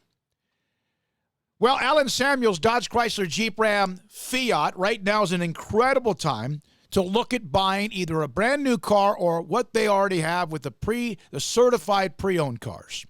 And I'm talking about there's some incredible deals. Right now, 0%, 72 months, no payments for up to 120 days. Offer is good on most new Ram trucks, Jeeps, and Dodge, Chrysler cars, and SUVs. If you've been waiting for that fantastic deal, even including the Ram heavy duties and featuring that employee pricing for everyone, Shop in person, safe, clean environment, sanitized for safety. The staff's 100% on board to give you the safest experience. You will feel welcomed at Allen Samuels, Dodge, Chrysler, Jeep, Ram, Fiat. Also, you can look online if you want, AllenSamuelsDCJ.com. Don't miss 0% financing right now, 72 months, no payments, up to 120 days. AllenSamuelsDCJ.com, Loop 340, east of 84 in Waco. One size fits all. That may be all right for an adjustable belt or cheap sunglasses, but when it comes to your financial needs, no one wants a one-size-fits-all strategy. Ben Erlinson, your Edward Jones financial advisor, knows that his most important goals are yours. That's why he takes the time to understand your needs, knowing you. That's how Edward Jones makes sense of investing. Ben Erlinson, 100 North 6th Street in Waco, 254-759-8533. Edward Jones, member SIPC. Let Camille Johnson Realtors guide you seamlessly through the process of buying your dream home or selling your current one. Commercial, farm and ranch, or residential, Camille Johnson Realtors can smoothly and successfully lead you through any transaction with a team of 24 experienced agents who are excited about serving you. Camille Johnson Realtors services the entire greater Waco area. If you're in the market to buy or sell, contact Camille Johnson Realtors, 104 Midway Center in Woodway, or find them online at www.camillejohnson.com. Camille Johnson Realtors, elegant, charming, warm. Welcome home. At Ideal MRI, we feel blessed to be a part of the Waco community. We're a small family business here in Central Texas. At times like these, the cost of healthcare has never been more important. And unfortunately, significant illness and injuries still occur. That's why Ideal MRI is open and here to serve you through this difficult time. If you need an MRI, ask your doctor about Ideal MRI. You can schedule online in minutes at idealmri.com or call 833-IDEAL-MRI. And please, remember to follow CDC guidelines and practice social distancing. Stay home, except for the essentials, and be safe. Together, we'll get through this.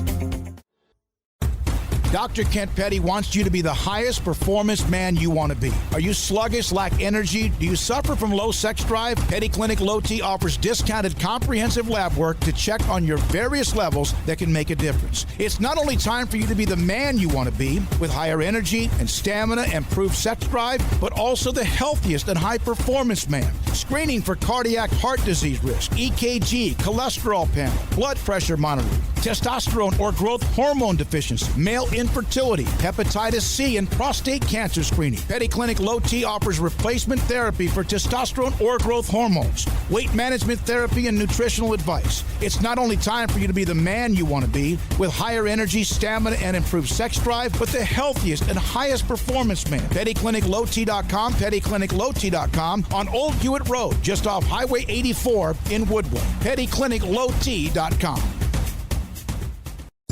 Riverbend Liquor and Wine has their easy-to-access drive-thru open and convenient and clean in-store location on the corner of Lakeshore Drive and North 19th Street in Waco. Riverbend Liquor has the best and most extensive variety of craft beer selections in Waco and Balcones whiskey, including single malt, pot still, baby blue, French oak, rye, and brimstone. Riverbend Liquor and Wine, family-owned and operated, and a hidden gem in Waco on Lakeshore Drive and 19th Street. And find out more on Facebook and Instagram.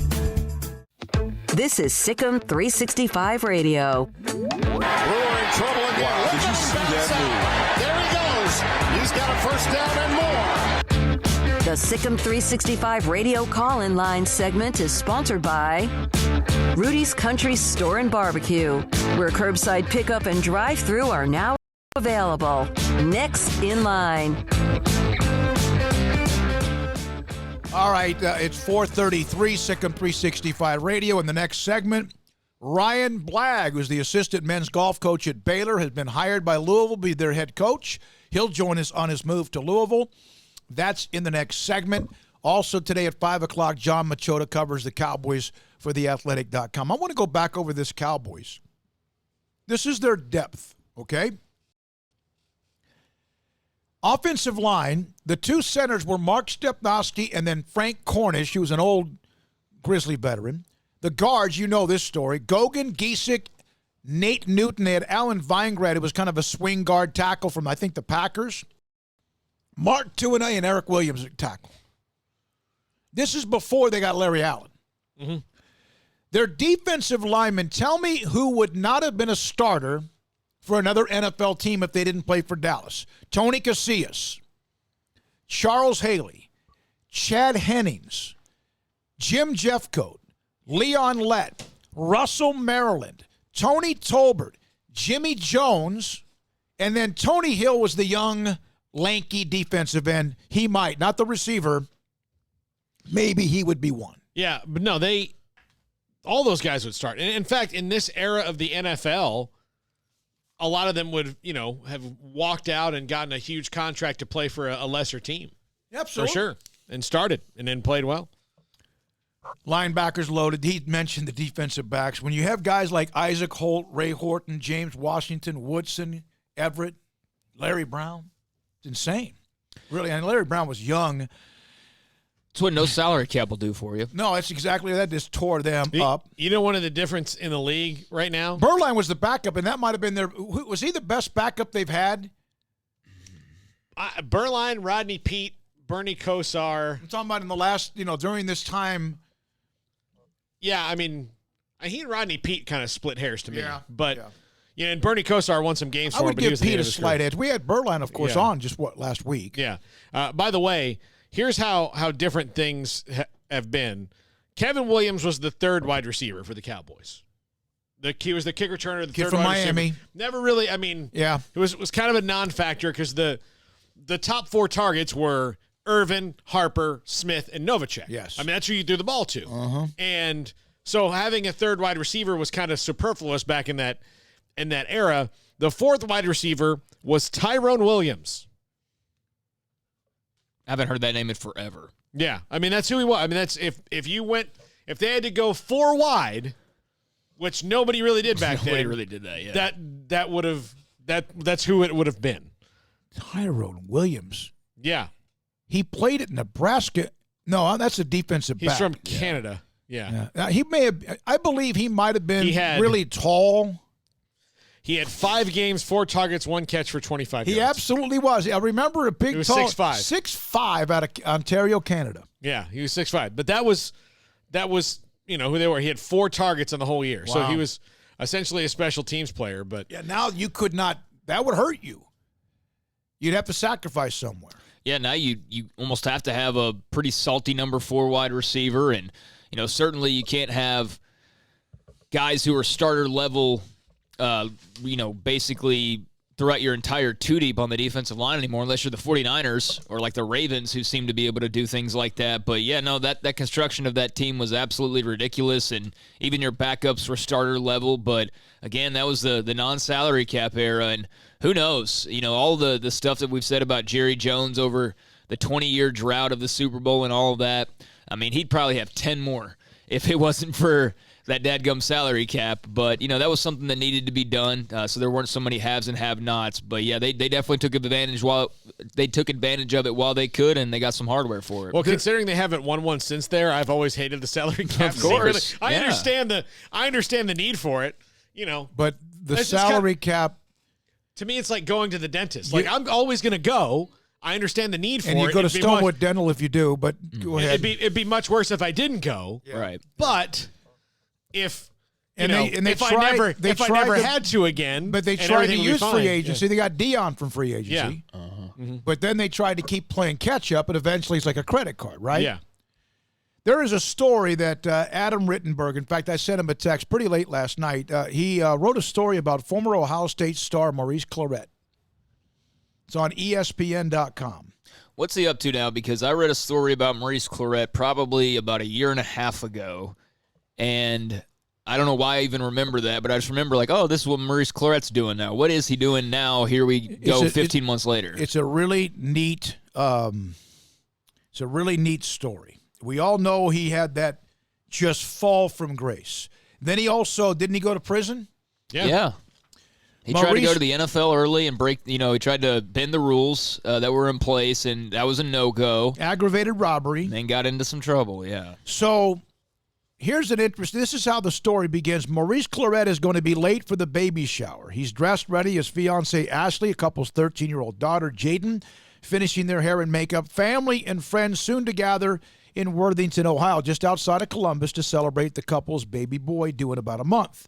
Clarett gets a phone call, FaceTime. It's Mike Tyson. What's up, Maurice? Legendary boxer demands to see him. Clarett tells Ashley he will go meet Tyson, then come to the shower afterward. And Clarett says, you have to understand Tyson's my guy. Two of Clarett's former Buckeyes teammates, Mike Doss, Jonathan Wells, met Tyson earlier in the day at an autograph event, and they mentioned something about Clarett. And so Tyson at this hotel meets Clarett, and Tyson said, because he had seen the story on him and what he had gone through, and now what he was doing in life trying to help college athletes not make the same mistakes that he did. Tyson greets Clarett. They were at an autograph signing, and starts to talk to Clarett about how he hurt people, how he hated himself, how his children hated him, how he contemplated suicide, but was too narcissistic to go through with it. The former champion served 3 years, 6 weeks, and he had a rape conviction, and attempted many comebacks, didn't work. Both men embraced, tears rolling down Tyson's face. He tells Tyson about the work he's doing now, one and done, how my life started after my career and football ended. Just to clarify on one part, as Tyson's greeting Maurice Clarett, he starts to talk to him, and he tells him how he hated himself. This is Tyson talking. Tyson hated himself. He hurt people. His children hated him. He thought about suicide, but he was too narcissistic to do anything about actually killing himself.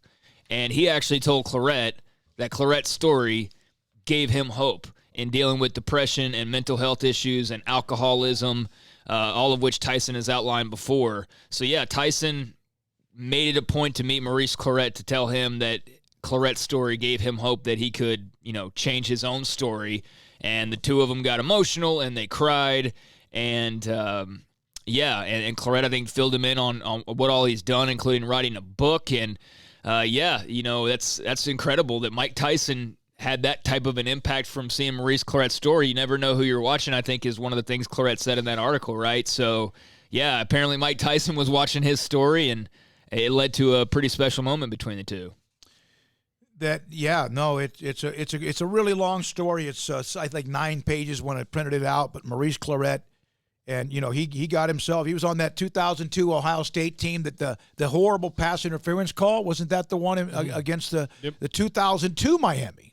That call was garbage, man. That was a garbage call. I think I said somehow this got brought up I think a week or two ago, but you've really got to make a pretty egregious call for people to go, Miami got screwed, man. U got screwed. Like, nobody was rooting for Miami. I was sitting in a room full of my fellow Florida State classmates, and when you can make us go, right, well, look, we wanted them to lose, but not like this. Yeah, this is this isn't right. No, we wanted them to get beaten. They got humiliated. jobbed. No, they got jobbed, so now I can't even be satisfied that their hopes and dreams are smashed. I feel bad for them. Yep. That's how egregious that was. It was bad. Yeah. Going back to Clarett, though, in that piece, I just think he drops a lot of good little jewels in there. He has not had any alcohol since he got into trouble, which apparently alcohol was, part of his issues. And he said, just at some point, you just got to realize that this blank isn't for you, and that therapy can help you. And you just got to go about finding the things that works for you. And there's more than, alcohol and drugs out there. Stay away from lazy people. Stay away from people who lie. Like, these are all his little pieces of advice that he's picked up over time. And so good to see that he's turned his life around in the way that he has, because that had the trajectory of being a really bad ending. Yeah, it was. It made you see what Tyson's been through, Clarett's been through, and the fact that they had a chance to meet and talk and discuss and maybe friends for life. So earlier today, the news came out that Ryan Blagg, the assistant men's golf coach at Baylor, was taking the job as the head golf coach at Louisville. Let me give you a couple of quotes from Mike McGraw from Baylor. I'm so thrilled for Ryan and his new opportunity. He has all the tools to be a great head coach. I have no doubt in my mind he will be successful. I'm thankful for everything he gave to Baylor during his time. All-American Byron Nelson Award winner Matthew Perrine, Coach Blagg walked with me every step of the way during my junior and senior years and helped me achieve some special milestones. Ryan, you hear others, either players or one who you coach with, talk about you that way. What does that mean? Congratulations. What does today mean to you? Thanks. First of all, thanks for having me on. But it means the world. Whenever you hear guys and people talking about you like that, it just because I know those guys, it came from their heart. It makes you feel good. So how did this come about with Louisville and you getting the head coaching job and moving on to bigger and better things? We played regionals there last year, and me and Coach McGraw walked around the golf course, and I thought it was incredible. I thought the facilities were incredible, and I never knew the job was going to be open. But, they contacted me in December and said that Mark Crabtree, the head coach there, is going to be retiring. Would I be interested? I just was there 6 months ago, and I said, yeah, it looks great. Sounds great. Let's talk. And so, fortunately, we went through the process, and, it just kind of checked all the boxes for me. I've been looking for something like Mac is built here with the family culture inside the athletic department, and it just sure feels like talking with Vince and Josh and the guys at Louisville that he's built the same thing there, and it's just something I want to be a part of. For those of us on the outside who don't understand the experience on a personal level of what Coach is going through with changing jobs and recruiting and all those different things, why we interview you guys, but most coaches start out with the idea of becoming a head coach one day for the most part. For you, what was the time or the moment when you felt like you were going from being an assistant to, okay, now I'm ready to run my own program? I've been coaching with Coach McGraw for 6 years and 8 at Baylor. And probably my third year with Coach McGraw, I really felt like I was ready. I thought I was ready early on, but I wasn't ready. And I really decided that I was ready. And, just getting to be around Coach McGraw for so long and a lot of other coaches and picking their brains and hearing how they do things. And then Coach McGraw put a lot of, for an assistant, he kind of let go of the reins and let me go. And once I saw the results we were having and saw the feedback I was getting from the players and Coach McGraw and him telling me I'm ready, it just made me feel like, yeah, I am ready. Yeah, and it's amazing. You mentioned with Mac Rhodes and that chemistry, camaraderie, that family atmosphere within the athletic department, and what Baylor Golf has accomplished, what Coach McGraw's brought to the table. What about the facilities as well? You've seen what they have built at Baylor. You obviously have been able to experience that on University Parks. How is Louisville? What I'm sure they got plenty of golf in Kentucky. Yeah, it is a golf town. U of L Golf Club is owned by the university. That's our home course. It's incredible. It's a championship caliber golf course, private country club still. And then they have Valhalla there, obviously, which is where they've had the Ryder Cup before, and they're going to have the 2023, I believe, PGA Championship there, championship golf course. And then there's several other country clubs throughout the area. So we're lucky with that out there. There's lots of good golf courses. And then as far as we do have a facility at University of Louisville Golf Club.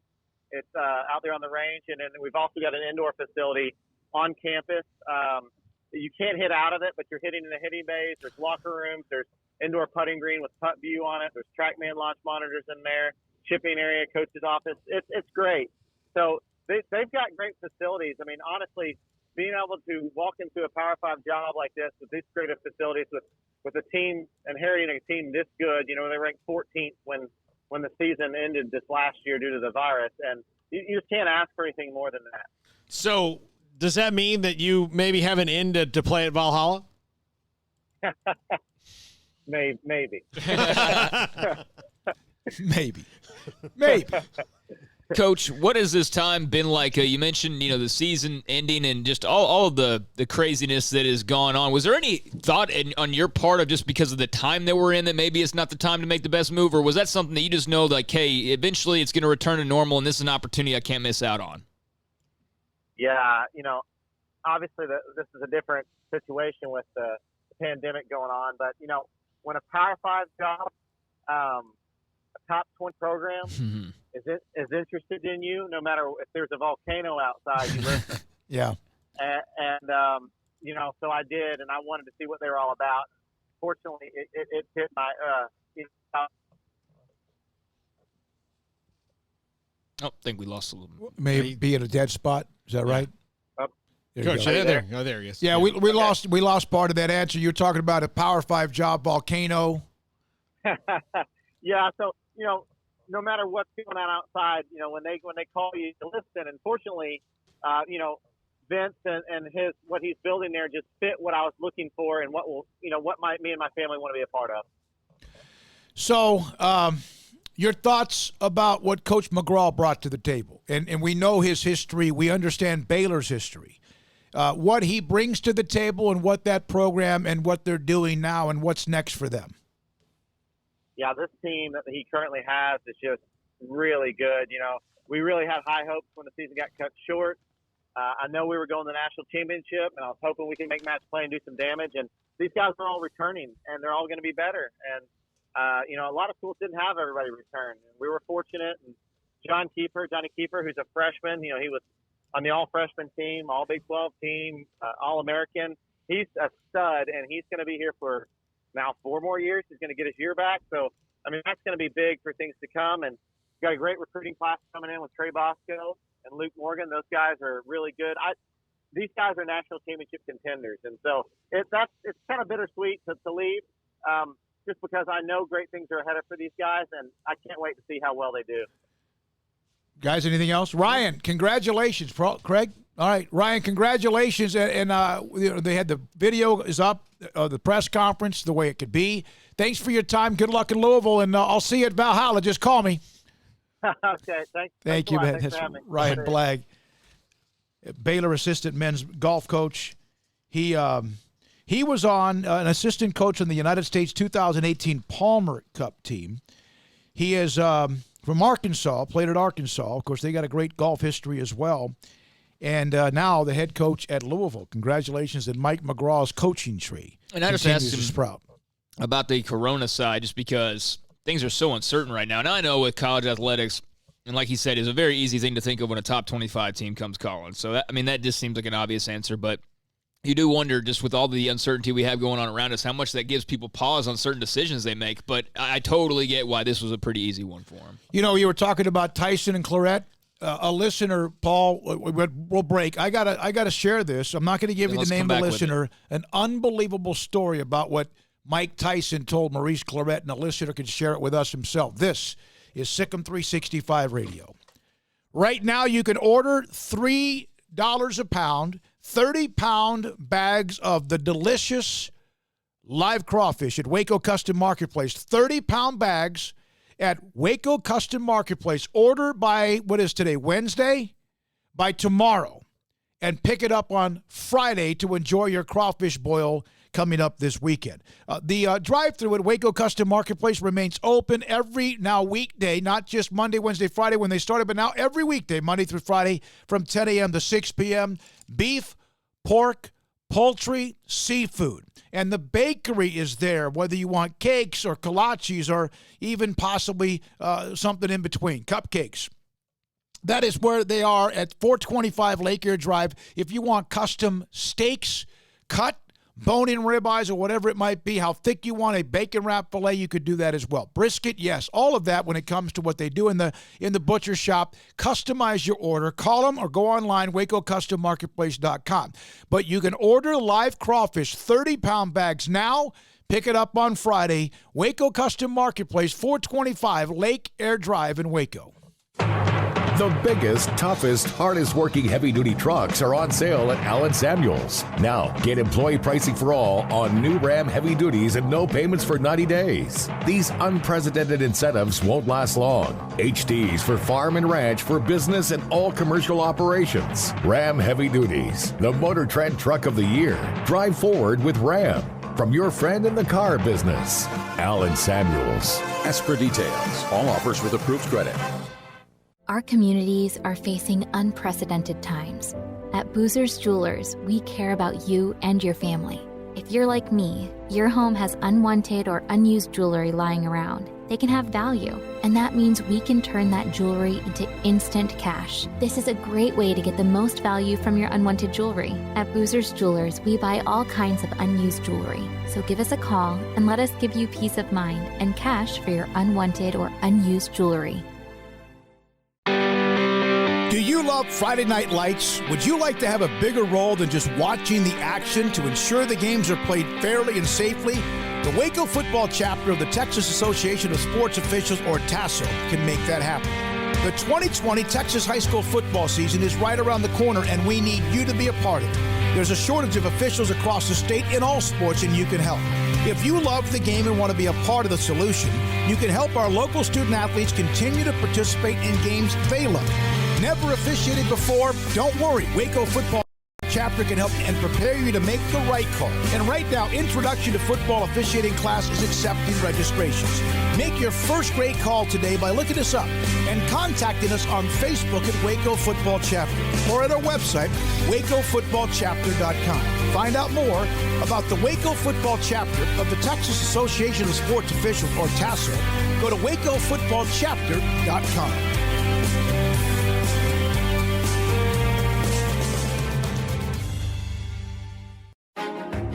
Texas board-certified personal injury trial lawyer and Baylor alum David Willis and Baylor alum Parker Willis are ready to help if you or a loved one has been wrongfully injured in an auto accident, SUV rollover, industrial accident, 18-wheeler crash, or were seriously injured by a defective product or recalled drug. Call them for a confidential and free case consultation at 1-800-GOT-HURT or visit them at texastriallawyer.com, principal office in Houston, Texas. I hate my job, but I don't mind getting up in the morning. I dread each day, but I can't wait to get out of bed. You ask me why, and what I'll say to you is true. Well, you can get breakfast tacos at Rudy's Barbecue. Scrambled eggs and brisket, they ain't fooling around. Salsa drap, son, they're the best in town. Barbecue for breakfast, yes, it's true. Put a smile on your morning at Rudy's Barbecue. Next in line. SicEm365 Radio is presented by IdealMRI.com. Ideal MRI is a small family business right here in Central Texas. We're open to support our community through this crisis. When you need an MRI, ask your doctor for an Ideal MRI. Visit us at IdealMRI.com or call us at 833-IDEAL-MRI. Waco, Texas, a place with its own unique history and a future bright with promise. Full of remarkable growth and opportunity, and what makes it all work is its people, families, raising children, growing businesses. Wacoans are hardworking with a passion for what's next, and we're proud to be from here, helping Waco to grow and prosper. We are the First National Bank of Central Texas. Familiar faces making local decisions. Member FDIC and Equal Housing Lender. This is SicEm365 Radio. This segment on Baylor Athletics on SicEm365 Radio is brought to you by Richard Carr Buick GMC Cadillac, located at the Imperial Drive exit off Loop 340 in Waco. Proud supporters of all Baylor Athletics. We shared that story about Maurice Clarett and Mike Tyson reaching out to Clarett. There's one note about what Clarett's done, Craig, with his foundation or his group. Yeah, he opened this according to the ESPN article, the Red Zone in June 2016. It's an agency that he has in Youngstown, Ohio, and it now employs more than 100 people. It services 700 kids and about 300 to 400 adults. About 60 of the adult clients live in houses that Clarett has bought and then fixed up around Youngstown, Ohio. He's also purchased a 4-story building near the Red Zone that offers, or that's going to in the future, offer medical services. And they also transport adult clients to and from the clinic meetings or other services that they may need. So, I mean, just an incredible thing that he's a part of. That's amazing. And the quote from Mike Tyson when he saw Clarett about how he hurt people, hated himself, how his children hated him, contemplated suicide, but was too narcissistic to go through with it. A listener we remember some of these interviews or topics, Paul, where we've had, and Craig have had calls from people who have been through something. This is from a listener we've known for a long time. Hey, guys, I don't share this with many, but I agree with Mike and Maurice. When I was being medically retired from the Army due to war injuries, physical and mental, that the only reason I stopped from driving off the Belton Dam to commit suicide, it was because I truly believed I was at the time a narcissist. Therapy with the right people works wonders. If you share, please let everyone know you can be helped. That's awesome. Thank you for that. Yeah, and just I don't even know really what to say to that because, just thinking about somebody reaching that point where that's a thought, and we all have our own thoughts and things that we go through and all of that, but that takes a lot to share, and just glad that narcissism actually became a good thing in some ways, because it prevented you from doing that. But, just in the case of Maurice Clarett, his narcissism allowed him to, was a benefit in some ways, but destructive in many other ways. And so that's something that he's clearly dealt with, and he could have gone down a much different path. I mean, Clarett could have been, for all we know, serving life for murder, and, an armed robbery, or he could have committed suicide, or he could have been shot by somebody else attempting to do other crimes. But here he is, and he's doing great things. Always great. That's why you keep living, and you keep trying to fight back. When we come back, John Machota, Dallas Cowboys beat writer for TheAthletic.com on SicEm365 Radio. Live crawfish is back. The 30-pound bags of live crawfish, as delicious as you can imagine, back at Waco Custom Marketplace at 425 Lake Air Drive in Waco. $3 a pound, 30-pound live crawfish bags are available. You order by Thursday at noon. You can pick up your customized order anytime on Friday afternoon until 6 p.m. And the drive-thru now open at Waco Custom Marketplace Monday through Friday from 10 a.m. to 6 p.m. You can still order what you want from their butcher shop, including beef and poultry, seafood, and also pork. And, of course, their bakery. You can order from their bakery. You can go online, WacoCustomMarketplace.com, or go by the drive-thru. Waco Custom Marketplace, live crawfish available Monday through Friday, 10 a.m. to 6. The 4 o'clock hour is sponsored by Boozer's Jewelers, the wedding ring store, specializing in custom jewelry and repair, all in-house. Hey, this is Bryce Petty, former starting quarterback and two-time Big 12 champion, and I know firsthand the importance of being in top shape both on and off the field. So listen up, men. If you're feeling beat down day in and day out and looking for that high-performance edge that separates the men from the boys, then look no further than the Petty Clinic Low T in Waco. Petty Clinic is a comprehensive men's healthcare clinic with an atmosphere catering to men. Board-certified Dr. Kent Petty has a special interest in offering the highest quality medical care to men of all ages. Some of the services offered include screening and treatment for low testosterone or thyroid, infertility, high blood pressure, diabetes, high cholesterol, sleep apnea, while offering comprehensive wellness exams and complete men's health lab panels. High performance men, remember, it's not just a Petty thing. This is Bryce Petty, encouraging you to reach out and Google search Petty Clinic Low T or go to pettycliniclowt.com and get your complimentary lab screening today. Ideal MRI is a small family business right here in Central Texas. We are open to support our community through this crisis. When you need an MRI, ask your doctor for an Ideal MRI. Visit us at idealmri.com or call us at 833-IDEAL-MRI. Texas Board Certified Personal Injury Trial Lawyer and Baylor alum David Willis and Baylor alum Parker Willis are ready to help if you or a loved one has been wrongfully injured in an auto accident, SUV rollover, industrial accident, 18-wheeler crash, or were seriously injured by a defective product or recall drug. Call them for a confidential and free case consultation at 1-800-GOT-HURT or visit them at TexasTrialLawyer.com. Principal office located in Houston, Texas.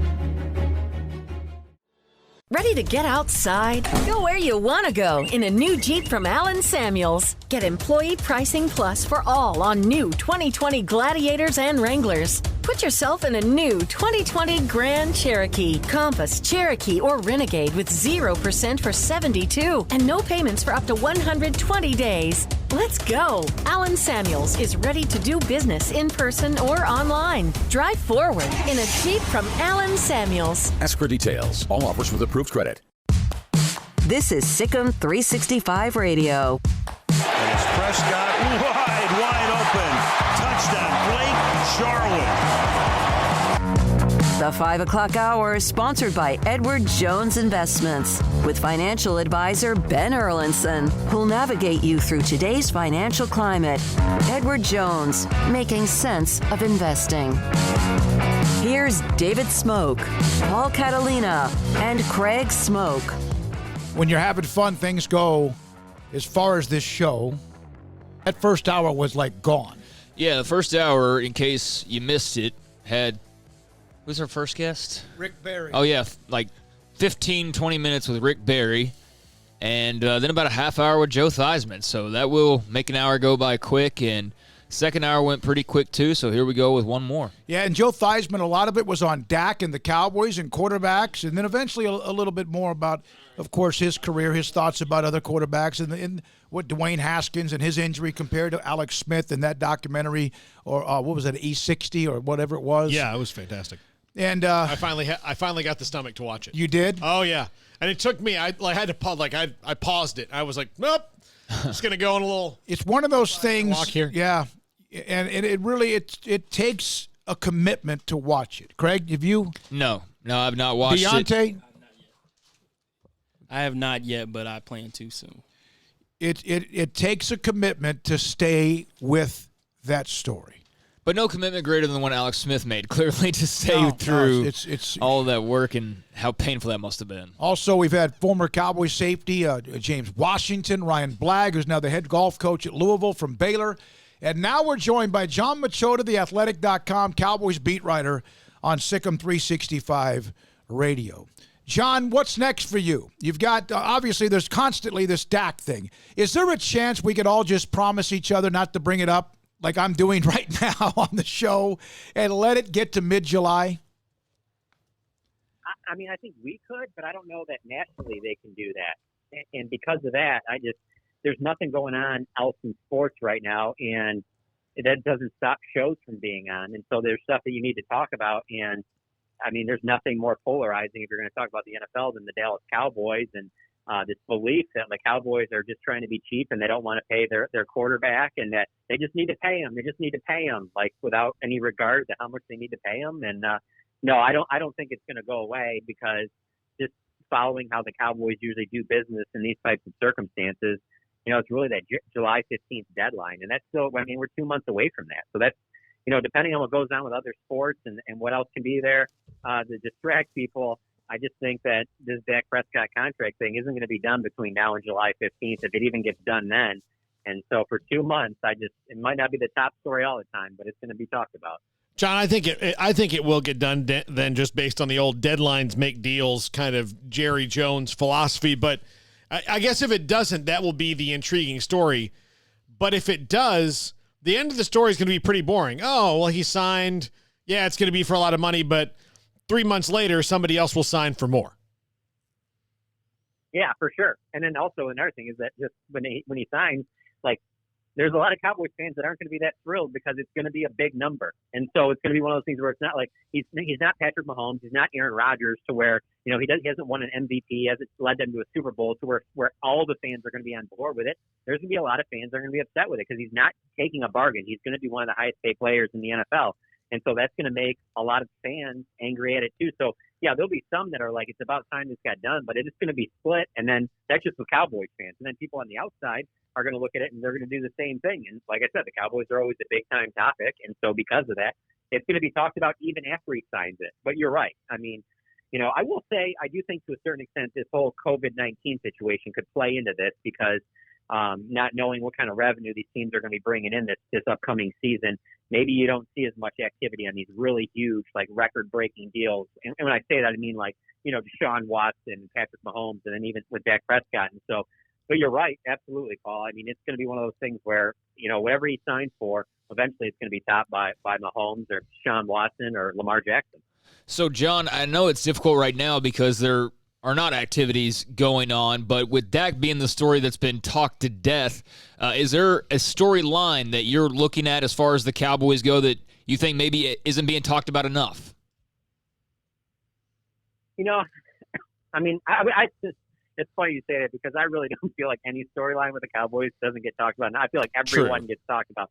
The other two that I will say, though, that are on my mind are just really the fact of, you have a new head coach who is not going to get the typical time that you would want for a new coaching staff to be with its team going into a season where there's going to be high expectations. There's new coaching staffs in Washington, and there's a new coaching staff with the Giants, but the expectations aren't the same for those teams.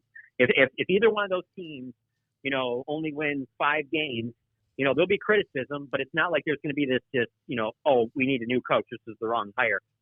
But if Mike McCarthy's team comes out there and they go 6-10, there's going to be a lot of criticism, because it was sold as like, hey, we're not rebuilding. This is building on what we've been doing. We need to take the next step. And so if they don't make the playoffs and they get off to a slow start because they didn't really have the time together that you normally have.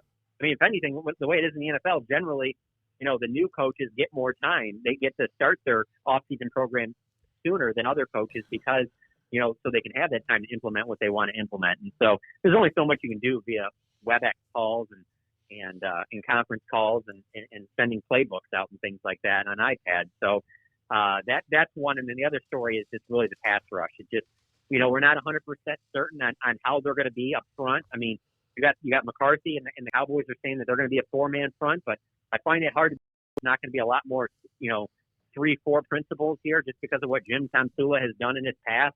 And also DeMarcus Lawrence, even when he was at Boise State. So he can certainly be a guy that stands up more. And then they really haven't replaced Robert Quinn as the other, top edge rusher. So where are you getting this pass rush from?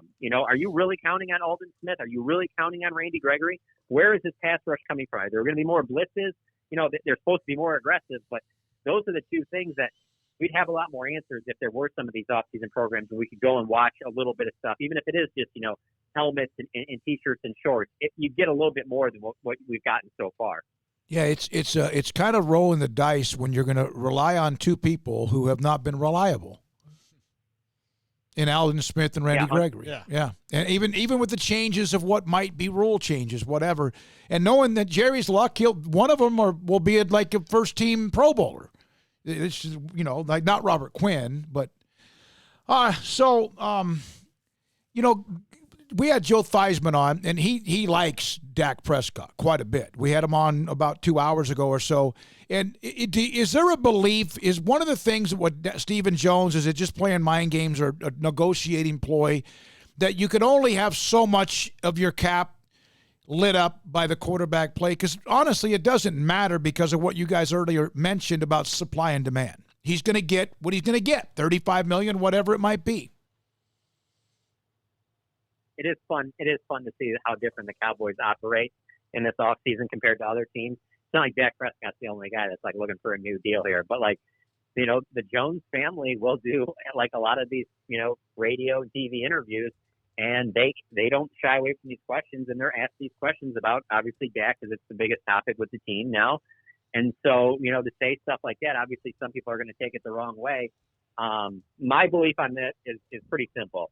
I don't really look at the percentage as much as I look at how that player performs. So in saying that, what I mean is basically, if you want to be the highest paid player and for it to be worth it at the quarterback position, then you have to play like an MVP caliber player. It can't be because, you need all these other great players around you. You need to elevate your team, Patrick Mahomes, Aaron Rodgers stuff. If you're paid like that in a high percentage like that and you perform like that, it's totally worth it. It doesn't even matter. I don't even want to hear about the percentage because that quarterback position is more valuable than any, and it's not close. The problem you run into is when you pay that guy that high of a percentage, but he performs like maybe the 10th or 15th best quarterback, and you're eating up all that salary cap too, where you could be spending it on other players but better players around him. I think that's kind of what Steven's talking about a little bit, is that it takes away their ability to put even better players around them, particularly, on offense, they got a pretty loaded offense, but they could certainly use some upgrades on defense. And so I think that's what he's talking about more so. But believe me, if they make him one of the highest paid players in the game and he plays like one of the best players in the game, no one will be talking about percentages. But if they pay him like one of the highest paid players and he plays like a guy who's just, he's a pretty good starter, that's not going to fly. If they sign a veteran to help any position, would it be tight end, defensive end, or defensive back? I'm gonna go defensive end. I think tight end. I think they're fine with what they have. The tight end, really, the way I look at it is kind of keep an eye on this Sean McKeon, who was a guy out of Michigan that they signed as an undrafted rookie free agent. And so, out of the undrafted guys, he's one of them that got a little bit higher of a salary than some of the others. So showing that they had more interest in him, and he's a guy that many experts projected to get drafted in later rounds. And so I keep an eye on him as a possibility as a fourth there. But I think they're pretty set with the whole Blake Jarwin, Blake Bell, Dalton Schultz thing for one season. If they weren't, there was opportunities throughout this draft to draft another tight end. Maybe it would have taken him a year or so to get around to what he was. But I mean, hey, look at what Jason Witten signed for with the Raiders. It wouldn't have been a lot to bring him back either. I think that they're pretty set at tight end. Pass rusher is the one where it's like, do you get to a point where an Everson Griffin, where a Jadeveon Clowney is like, hey, the market is really taking a hit. We didn't come close to getting what we thought we would. Let me do a 1-year deal. Let me play for you guys. And it's not nearly as expensive as what you thought they were going to be in March. And so I would say DN, pass rusher, somewhere in there. But a lot of that might hinge on what they find out about Randy Gregory and Alden Smith. Because Stephen Jones just said last Friday in that same interview with Pro Football Talk that Alden Smith has at least been in front of Roger Goodell. And so that's obviously a decent-sized step and a bigger step than Randy Gregory's taken so far. So it makes you think that there's a chance that they could have Alden Smith back and that maybe the ball gets rolling with that and we hear something about that. But if they don't think they're going to get either one of those guys ready, like available and able to play during the season, I don't see how they don't add another pass rusher somehow. If it's not signing one of the two guys that I just said, it's making a trade for somebody. The Rams unveiled their new uniforms today, and they are getting absolutely eviscerated for these uniforms by most people online, although there are a few that they're fans of them. I bring that up because we know now the Cowboys are going to open up, not against the Giants, thank goodness, the Rams in L.A. Week number 1, John, schedule release outside of, not being the Giants for the first time in a while in the opener. What stood out to you from the Cowboys schedule? Yeah, it's funny you said those bone-colored jerseys are terrible anyway. But anyway, really that first game is one just because of the fact that it is the Rams. It's opening up this, big-time new stadium, and the fact that, Jerry Jones, had a lot to do with L.A. getting that big venue for the Chargers and for the Rams, and to being able to open that and the idea of there's going to be a lot of hype behind that. And, the place is going to be rocking, and it's like, well, no, it could be really not that exciting at all if there's no fans in the stands, which very well looks like that could be. That jumped out to me immediately, and then obviously a couple weeks after that at Seattle, because of all the road games I've been to, I think I got 5 or 6 stadiums left to check off the list. But out of all the ones I've been to, nothing is crazier than Seattle. They have such a great home field advantage, but that's because of the 12th man. That's because of how loud their fans are. You might not have fans for that game either, and so they might catch a break there. So those early games are what caught me, and then obviously not having until the 5th week the Giants, because we're just, like you mentioned, so used to them opening up against the Giants or playing a division opponent early on. They certainly have their schedule set up to where, depending on what happens with this COVID-19, if they have to act the first month of the schedule, first 4 games, then maybe it is still starting against the Giants. But if it starts as normal, I think that's a good way to start your season if you're Mike McCarthy, because then you have 3 or 4 games. And he said as much on NFL Network after the schedule was unveiled, is that, hey, it gives you 3 or 4 games to kind of get your feet under you, or kind of see what kind of team you have before you start playing division games. Because, let's be honest, I think the Cowboys are a significant playoff contender. When that schedule came out, I said it looks like a 10, maybe even 11-win season. They're going to be in the mix. They're not going to have the best record in the NFC. They're going to be in the mix, and I still think it comes down to them in Philadelphia in this division. It's a 2-team race, and the difference from last year and this year is that late season game is in Dallas as opposed to Philly. I still think the season comes down to that game, but the Cowboys have the edge because that one will be at AT&T Stadium instead of Lincoln Financial. Paul, you're on record as saying that the winner of that game will be the runner-up to Washington in the end. Yeah, no. I was dreaming there. I'm sorry. I was dreaming there for a second. John, you may have said this before, and I'm sorry if you did, but new coaching staffs normally would get more or an earlier start, correct? An NFL coach, is that correct? Yeah. They usually get about a week or so before all the others.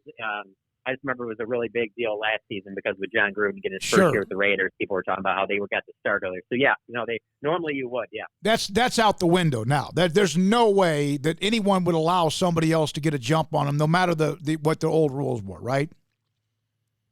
I don't see that happening, and just because I feel like everybody's in scramble mode to the point where you could see teams that are going to be having their training camps outside of their own state because their state currently has stay-at-home laws, and so they're taking the team somewhere else. And so I don't know how you could coordinate that. I think that it's going to get to a point where it's like, hey, if we can have any type of an off season to prepare for the season, everybody just take what you can get and let's go with it. Paul? Yep. All done. Craig, thank you very much. John, we appreciate you joining us when you do on Wednesdays. Great information, theathletic.com. John Machota with us on SicEm365. Not the next segment, but at the bottom of the hour. His name is Herbie Adkins. This is going to test you, Paul. Barry Switzer, Phil Bennett, Lee Trevino, and Brian Stewart of all. There's but I don't. There's only one I had to worry about. I mean, as far as later on. I mean, we're on the internet. It's fine. Okay. Again, I'm not. I live in a perpetual world of no worry anymore. Yeah. You know, isn't that true? The FCC isn't on our back for stuff like that. We don't have to worry about it. We're on the internet. So it's not something that we do, but we don't have to worry about guests or people saying that because we just roll on with it, and I can deal with it later on the podcast. So it's fine. And I mean, not to mention the rest of the whole life, which we've talked about at length here. But again, I live, as far as this go, my world is like, I don't know. You know what's interesting? I had somebody actually. I'm like Jiminy Cricket now. Somebody sent this to me. You say less of damn, hells, and ass on the internet than you did when you were on the radio. Well, and that might have been why I'm no longer on the radio. I can just tell you, all three of us just personally are better to deal with on a day-to-day basis. Mm-hmm. Like I have no complaints about. There were times, look, I'll just being honest, there are times when you work with people, as long as the three of us have worked together, that you walk out of the room going, I'm going to kill him today. And you have that. I've not had that once in 2 months. I can't wait to see you guys every day. It's unbelievable. It's like we're in shining. A perpetual, what it would be like to smoke a doobie. Yeah, I mean, it just, because there are times, and everybody who works with people, even people that they love and respect and have all this for, will have days where you're like, I do not want to see his face right now. No, I just can't. Never had that once. Not once. No, it's such an environment that you don't really realize is out there until you get away from whatever you were in. All right, coming up, it's 5:20 at the bottom of the hour. Herbie Atkins. Man, what a story. What a feisty guy. We'll have him and much more. Craig Smoke, Paul Catalina, Deontay Epps. I'm David Smoke, and this is SicEm365 Radio. Ideal MRI, title sponsor of this show, and I had a chance to personally go through the process, and I've had previous MRIs. Back in 2015, I had the rotator cuff surgery and a detached bicep. I've had a couple of others where I've had an MRI or two on things, but this right here was as smooth and efficient and low maintenance as anything I've ever done when it comes to having to do an MRI. Ideal MRI, thanks again to Al and Teresa and Cheryl at the Ideal MRI location in the Central Texas Marketplace in Waco. And thanks, of course, always to Dr. Rob Maxey, who reached out to us and said, I want to be at the very top level of sponsoring your show on SicEm365, and we appreciate that. But here's what they do. They lower your cost of the MRI. MRIs, if you're not careful, and even if you have insurance, can sometimes cost you thousands of dollars. Well, they're saving that for you. MRIs with just like a hospital. I mean, this machine, they had to take basically down an entire wall in the back of the building to put this thing in because it's elite. Ideal MRI with the state-of-the-art technology and the specialist to help you pay less and sometimes, as I mentioned, thousands of dollars less, whether you're using insurance or not, and they except if you want financing available to you.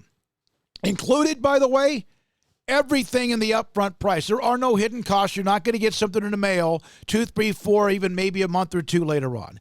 Safety continues to be huge. Online appointments are made, idealmri.com, or you can call them, 833-IDEAL-MRI. Again, it's unbelievable how easy the process was for me. And there have been a couple of times when I've had to go into that machine where I've been a little bit spooked. Nope, not at all. Thanks to the great people, idealmri.com, Ideal MRI in the Central Texas Marketplace in Waco, idealmri.com. Ready to get outside? Go where you want to go in a new Jeep from Allen Samuels. Get employee pricing plus for all on new 2020 Gladiators and Wranglers. Put yourself in a new 2020 Grand Cherokee, Compass, Cherokee, or Renegade with 0% for 72 and no payments for up to 120 days. Let's go. Allen Samuels is ready to do business in person or online. Drive forward in a Jeep from Allen Samuels. Ask for details. All offers with approved credit. Riverbend Liquor and Wine has their easy-to-access drive-thru open and convenient and clean in-store location on the corner of Lakeshore Drive and North 19th Street in Waco. Riverbend Liquor has the best and most extensive variety of craft beer selections in Waco and Balcones whiskey, including single malt, hot still, baby blue, French oak, rye, and brimstone. Riverbend Liquor and Wine, family-owned and operated, and a hidden gem in Waco on Lakeshore Drive and 19th Street. And find out more on Facebook and Instagram. Southwest Sports Medicine and Orthopedics, the team physician of Baylor Athletics. Our doctors specialize in the diagnosis and treatment of any and all sports-related injuries, celebrating over a decade of service in Central Texas. Our doctors are equipped to handle a wide range of issues, whether it's your foot or ankle, orthopedic spine care, your hand or wrist, knee and shoulder pain, or if you're in need of our arthritis or total joint clinic. Trust the doctors that Baylor trusts. Southwest Sports Medicine and Orthopedics. Our goal is to get you back in the game. Let Camille Johnson Realtors guide you seamlessly through the process of buying your dream home or selling your current one. Commercial, farm and ranch, or residential, Camille Johnson Realtors can smoothly and successfully lead you through any transaction with a team of 24 experienced agents who are excited about serving you. Camille Johnson Realtors services the entire greater Waco area. If you're in the market to buy or sell, contact Camille Johnson Realtors, 104 Midway Center in Woodway, or find them online at www.camillejohnson.com. Camille Johnson Realtors, elegant, charming, warm. Welcome home. Do you love Friday Night Lights? Would you like to have a bigger role than just watching the action to ensure the games are played fairly and safely? The Waco football chapter of the Texas Association of Sports Officials, or TASO, can make that happen. The 2020 Texas high school football season is right around the corner, and we need you to be a part of it. There's a shortage of officials across the state in all sports, and you can help. If you love the game and want to be a part of the solution, you can help our local student athletes continue to participate in games they love. Never officiated before? Don't worry. Waco Football Chapter can help and prepare you to make the right call. And right now, Introduction to Football Officiating class is accepting registrations. Make your first grade call today by looking us up and contacting us on Facebook at Waco Football Chapter or at our website, wacofootballchapter.com. Find out more about the Waco Football Chapter of the Texas Association of Sports Officials, or TASO. Go to wacofootballchapter.com.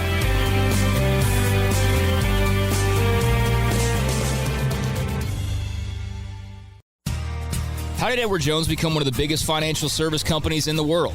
By not acting that way. Financial strategies, one-on-one advice, it's a big difference. And that's why Brad Wilson, your Edward Jones financial advisor, makes sense of investing. Experience the difference for yourself. Brad Wilson, 250 Sharon Drive in Woodway, 254-776-4337.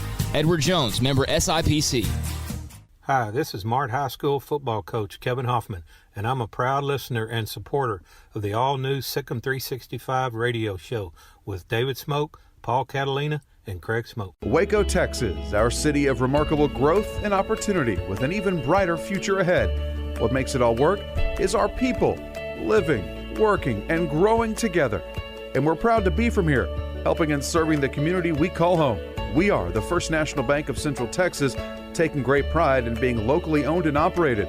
Come see us at any of our 5 convenient locations. That's the First National Bank of Central Texas, member FDIC, and equal housing lender. This is SicEm365 Radio. The SicEm365 Radio text line is sponsored by Riverbend Liquor and Wine, with the most extensive variety of craft beer in Waco. A hidden gem on Lakeshore Drive and 19th Street. The PGA Tour has sent out a memo outlining safety protocols for upcoming tournaments. The first will be the Colonial in Fort Worth.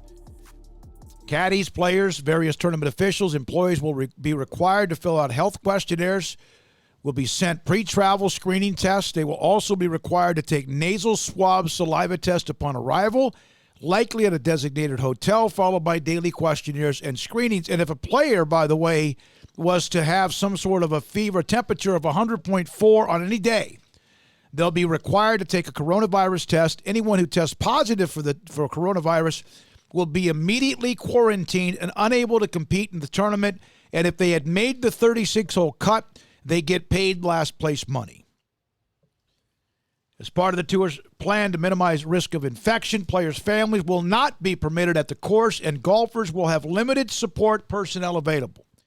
Trainer, swing coach can accompany a player, but will be subject to the testing protocol recommending staying at home practices outside of the tournament venue. Competition, the tour will allow caddies to handle the flag sticks and bunker rakes, but requiring them to wipe them down afterward.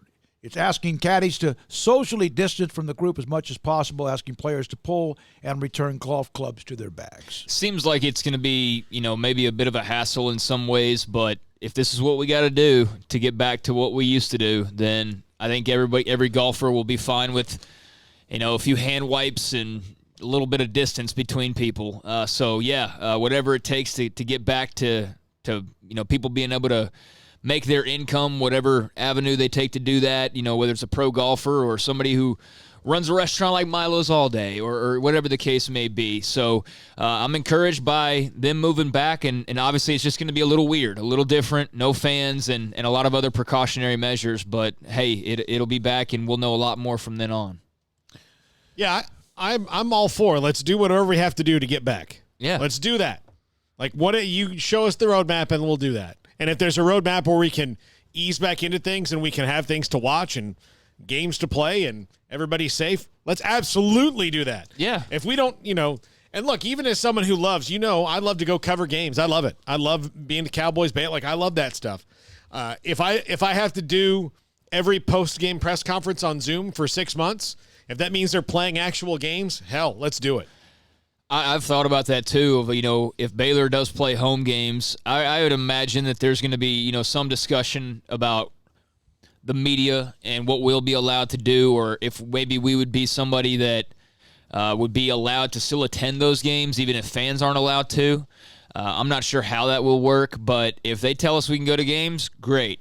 If they tell us that we have to watch on TV like everyone else and do Zoom post-game press conferences, that's great too. I don't care. I'm like you. Whatever it is, if we're covering a game even from afar or in person, if it's got to be for a little while so that we can return to in person, then I'll do what I have to do. I know that much, and I think everybody else will as well. I agree. I absolutely agree. And it's great to be there, but right now I just want something to cover no matter how we are able to cover it. TJ, Carl, Too Tall, and others, thank you for listening today and also being a part of the Riverbend Liquor and Wine Hotline. The Willis Law Firm has been active today with AF Blue 82, Dr. Marvin D-Row, Bear Track, and Edmund Bears back with us.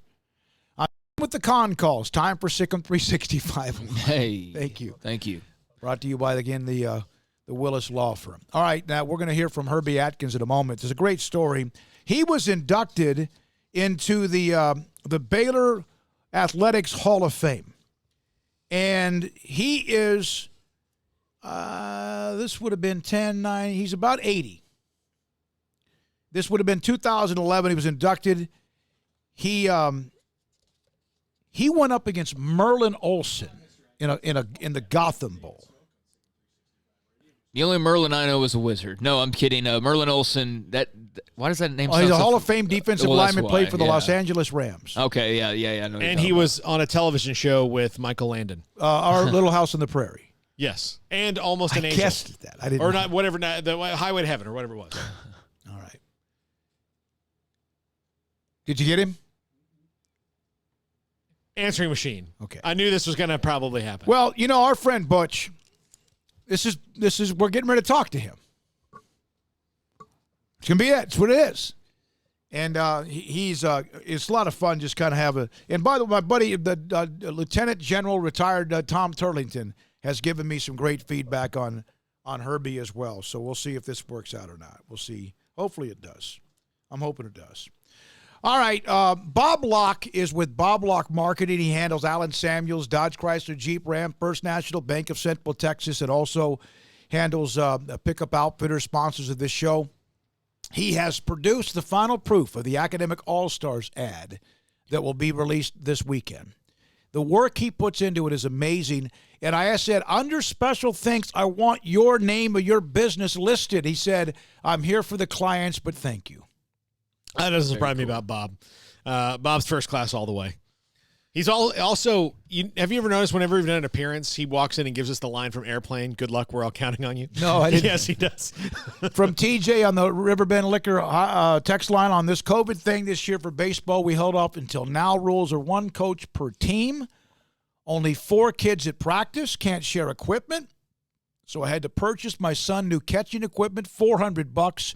It's strange, but at least they can play.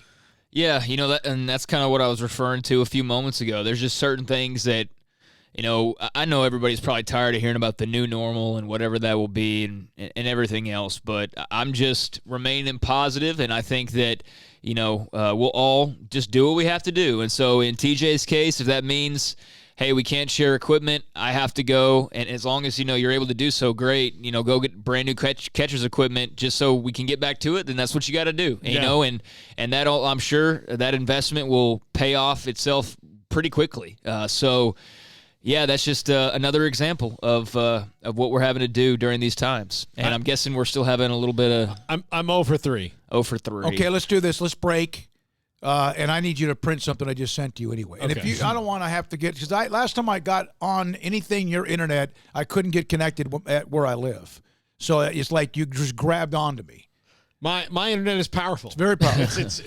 I'm worried it's going to start its own little cult of wireless routers. Oh, it's going to be like iRobot. Yeah. When we come back, Herbie Atkins. Well, we were going to go to him a little bit early anyway. Herbie Atkins, former Baylor offensive lineman, and this is SicEm365 Radio.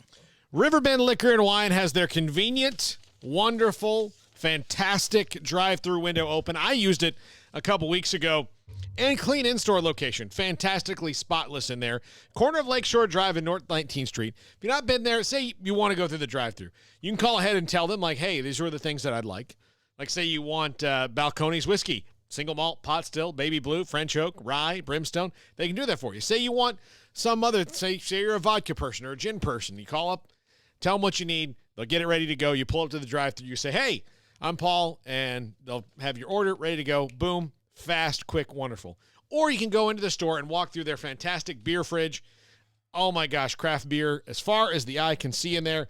Absolutely fantastic. Riverbend Liquor and Wine, family-owned and operated in a hidden gem in Waco on Lakeshore Drive and 19th Street. And find out more on Facebook and Instagram. At Ideal MRI, we feel blessed to be a part of the Waco community. We're a small family business right here in Central Texas. Our goal is to bring down the cost of healthcare while maintaining high quality. In today's world, the cost of healthcare has never been more important, and unfortunately, significant illnesses and injuries still occur. That's why Ideal MRI is open and here to serve you through the difficult time. We offer premium MRIs just like a hospital with state-of-the-art technology and specialists, but you'll pay less. Sometimes thousands of dollars less, whether you're using insurance or not. At Ideal MRI, we accept most insurance and there are no hidden costs. We even offer financing. Everything's included in the price, and more importantly, you'll not get a bill in the mail later on. So if you need an MRI, ask your doctor about Ideal MRI. You can schedule an appointment safely from home, online in minutes at idealmri.com, or give us a call, 833-IDEAL-MRI. And please remember to follow CDC guidelines and practice social distancing. Stay home, except for the essentials, and be safe, and together we'll get through this at idealmri.com. Our communities are facing unprecedented times. At Boozer's Jewelers, we care about you and your family. If you're like me, your home has unwanted or unused jewelry lying around. They can have value, and that means we can turn that jewelry into instant cash. This is a great way to get the most value from your unwanted jewelry. At Boozer's Jewelers, we buy all kinds of unused jewelry. So give us a call and let us give you peace of mind and cash for your unwanted or unused jewelry. Live crawfish is back. The 30-pound bags of live crawfish, as delicious as you could imagine, back at Waco Custom Marketplace at 425 Lake Air Drive in Waco. $3 a pound, 30-pound live crawfish bags are available. You order by Thursday at noon. You can pick up your customized order anytime on Friday afternoon until 6 p.m. And the drive-thru now open at Waco Custom Marketplace Monday through Friday from 10 a.m. to 6 p.m. You can still order what you want from their butcher shop, including beef and poultry, seafood, and also pork. And, of course, their bakery. You can order from their bakery. You can go online, WacoCustomMarketplace.com, or go by the drive-thru. Waco Custom Marketplace, live crawfish available Monday through Friday, 10 a.m. to 6. This is SicEm365 Radio. This segment on Baylor Athletics on SicEm365 Radio is brought to you by Richard Carr Buick GMC Cadillac, located at the Imperial Drive exit off Loop 340 in Waco. Proud supporters of all Baylor Athletics.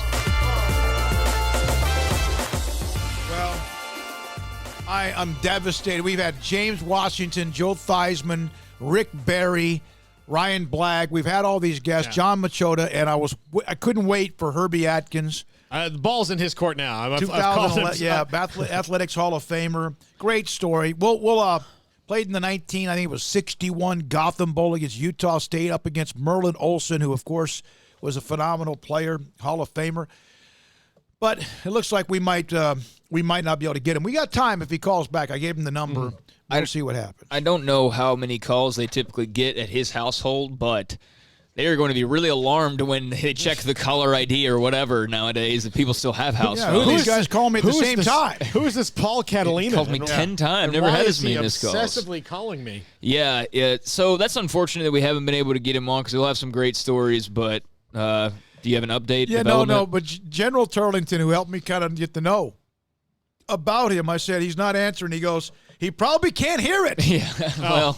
Well, there's always that too. That makes it problematic doing a phone interview. I'll tell you this: if you are a guest on our show, and you can ask Kurt Schilling this, I will call you like a scorned ex-girlfriend until you pick up the phone. Call and call and call. Yeah, that's why right. he won't call me back now. Yeah. You also got him off to the side. Psst, okay, that jersey you were going to sign for me.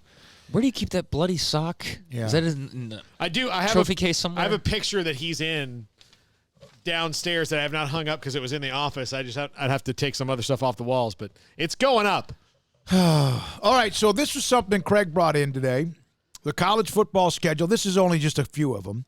But week 1 has Michigan at Washington. Well, the reason why I put that together, and I didn't go past, a certain handful of games because there's no need to cover every single game that might have some interesting storyline to it. But the reason why I brought that in is because of all the talk yesterday about California and them extending their stay-at-home order. And I don't know if you guys saw the latest development in which they've kind of, I guess, changed some of the wording perhaps, but basically the latest word out of California is that they've extended the stay-home date, but unlike when we've seen this everywhere else, and even in California previously, they have no end date.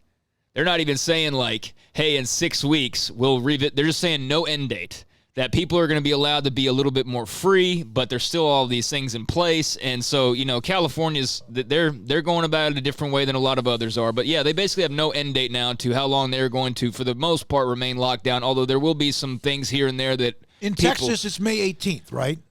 That's the second part? Yeah. So there's a date, is what you're saying. Yeah. And so I guess California's in phase 2 of 5 or something like that. Mm-hmm.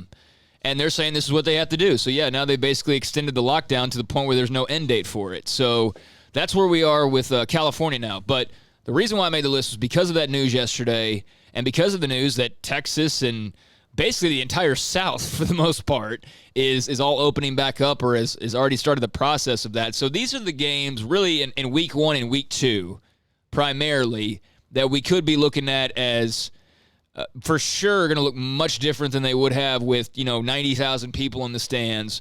But these are good games that are on the schedule that may be affected by how the season starts, or if a state like California is staying with their current plan, well, then some of these aren't going to happen. So that's why I printed that out. Just a good, interesting look at the first couple of weeks that I think we can all agree are pretty flimsy right now as far as whether we think these games are going to be played or not. All right, well, TCU, California's in jeopardy. Yes, and they have already started having discussions, TCU, that is, with Alabama, apparently, if, in fact, the California schools are unable to go because they both would have an opponent that could be at risk, then TCU and Bama have apparently had some conversations about playing each other. Is Alabama, is that Deontay on line 4? Deontay, is that Alabama Southern Cal? Is that the one? No, it's Alabama, right? I know, but I mean, Alabama was supposed to play. Are they supposed to play USC, or right? Oregon? Oregon. No. Who are they? Ohio State's playing I Oregon. thought I Yes, saw it's on Alabama and Colorado, but maybe I'm wrong. Yeah, it's Colorado. A&M's playing Colorado on the 19th of September. That, we'll see what happens with that one. USC and Alabama is week number 1. Okay, so that would be a California school. That's why TCU and Alabama might make sense. Okay. Of course, Baylor and Ole Miss scheduled for September, whatever that is, the 1st. I believe that's whatever that's the first Saturday, the 5th. All right, now Florida State, West Virginia. Should be fine. I think that's an interesting game because you've got a new head coach at Florida State. It's named schools against each other. It's a potential good win for the Big 12, and I think West Virginia showed a little bit there towards the end of the year. So, Florida State's not high and mighty right now. No. So this is a good opportunity for the Mountaineers to maybe pick themselves up. Just a nice name win versus another conference. But no, on paper, that's not one of the sexier matchups. It's just one of those that has some names involved. Week 2, Penn State, Virginia Tech, Virginia, Georgia in Atlanta, Texas, LSU, which it will have pizzazz, but nothing like last year. No. And Ohio State plays at Oregon. And again, Texas would be going to Death Valley with potentially no one in the stands. So, this is what the NCAA does. They do everything they can for the horns. Comes up roses for them. Yeah, I didn't think about that. They do but have you're to get to the absolutely right. stadium. The one thing about going to play at LSU is not like the stadium itself, or it's the fans, and you might not play the fans, so that'll be fun to hear about if they win that game. Hey, I got a 50-year-old dig nearly on Texas today. That was the 71 Cotton Bowl I played. That's right. Also, listen, I'll go back as far as I can. If I can find current tips calling a game they lost, I'll do it. On the 19th, as Craig mentioned, Colorado A&M. That one could be a little iffy. Notre Dame, Wisconsin in Green Bay at Lambeau Field. That's later in the year. Week 5. But these are some of those, like I added a couple of the later games that are just more of the sexy non-conference matchups. So I think those should be fine, but you never know. You never know. A great one of Army-Navy to close it out. Where things are back to normal because Navy won again. Mm-hmm. Yeah, that Academic All-Stars team, there's 2 young ladies that are both going to the U.S. Military Academy, and I still allowed them to be a part of the Academic All-Stars team. Oh, that's very nice. West Point. It's just pure military. Your military academy, you're in. You're in. Was it Summer Emblem last year that from China Spring that we gave an honorary Academic All-Stars scholarship to? All right, we're not going to get Herbie, are we? Because if we got him now, there's no way we'd be done by the time. Yeah. So we'll try to reschedule. I'll call him back. I'll see if Butch can get a hold of him.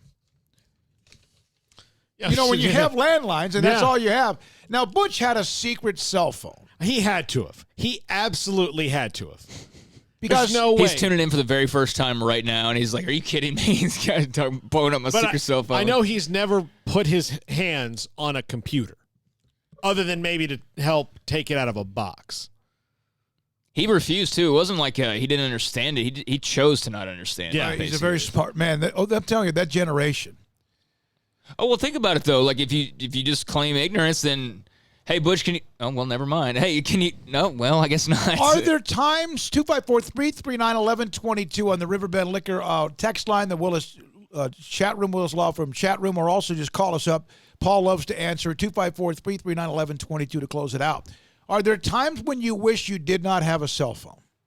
Yes. Yeah, for sure. That you may have never, ever based on my comments in the last segment, more 3 months ago than now, but there are. See, my problem now is I would love to just get in the car and go to the park or something for like an entire day and not have my cell phone, but I don't leave it at home not because I feel like I have to check Twitter, or I'm scared that I'm going to miss a really important phone call, like somebody's sick or there's an emergency. That's like my biggest fear. If it wasn't for that little feeling right there, I would gladly leave it at home sometimes and just let it behind. It's completely why I do it. Yeah, it's the only reason why I always have it on me now. It's not for the social media or any of that, because I would really love to just go out for like a weekend with no cell phone and just manage. But I do fear those phone calls that might be missed as a result of that. Yeah, you never know. You never know how that goes. And it might be a commitment. Okay, well, that can wait, but it could be it as well. Oh, yeah, that's right. There's also always the chance that there could be a random Baylor commit, and I saw a little tease for one again earlier today, and I haven't seen too much follow-up on it, but I haven't had a chance to look at the site as much, so I don't know if that's a little sign of more things to come in recruiting, potentially, with the role the staff has been on lately. That would not be surprising, but not sure about that just yet. Yeah.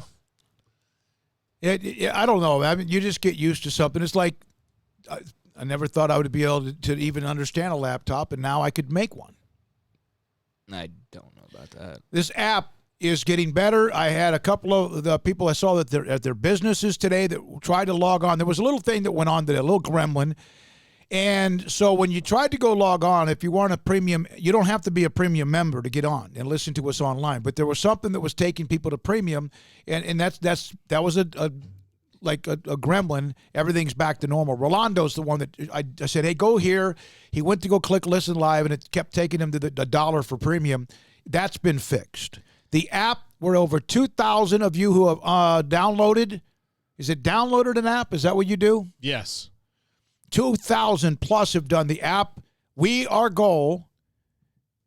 What would be your goal, Paul, before September 1st? 2,000 in the books. 2,000 plus. Before September 1st, I'd ideally like to see about 7,500. Honestly, I would. I mean, that's...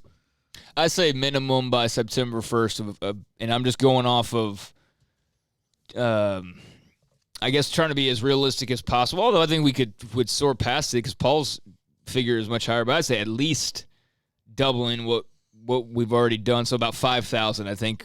And I would not be mad at all if somebody said, no, that's too low, but no, at least 5,000. Yeah, I think we got to walk before you run. I would like, my hope is that everyone who is a premium subscriber or a subscriber at all to SicEm365 would just go ahead and download it. Then that would get us well to 7,000. Yeah, I agree. I think so because if you think about it, right now we're at a couple of grand and just a couple of thousand in just less than a week, and I leaked it out.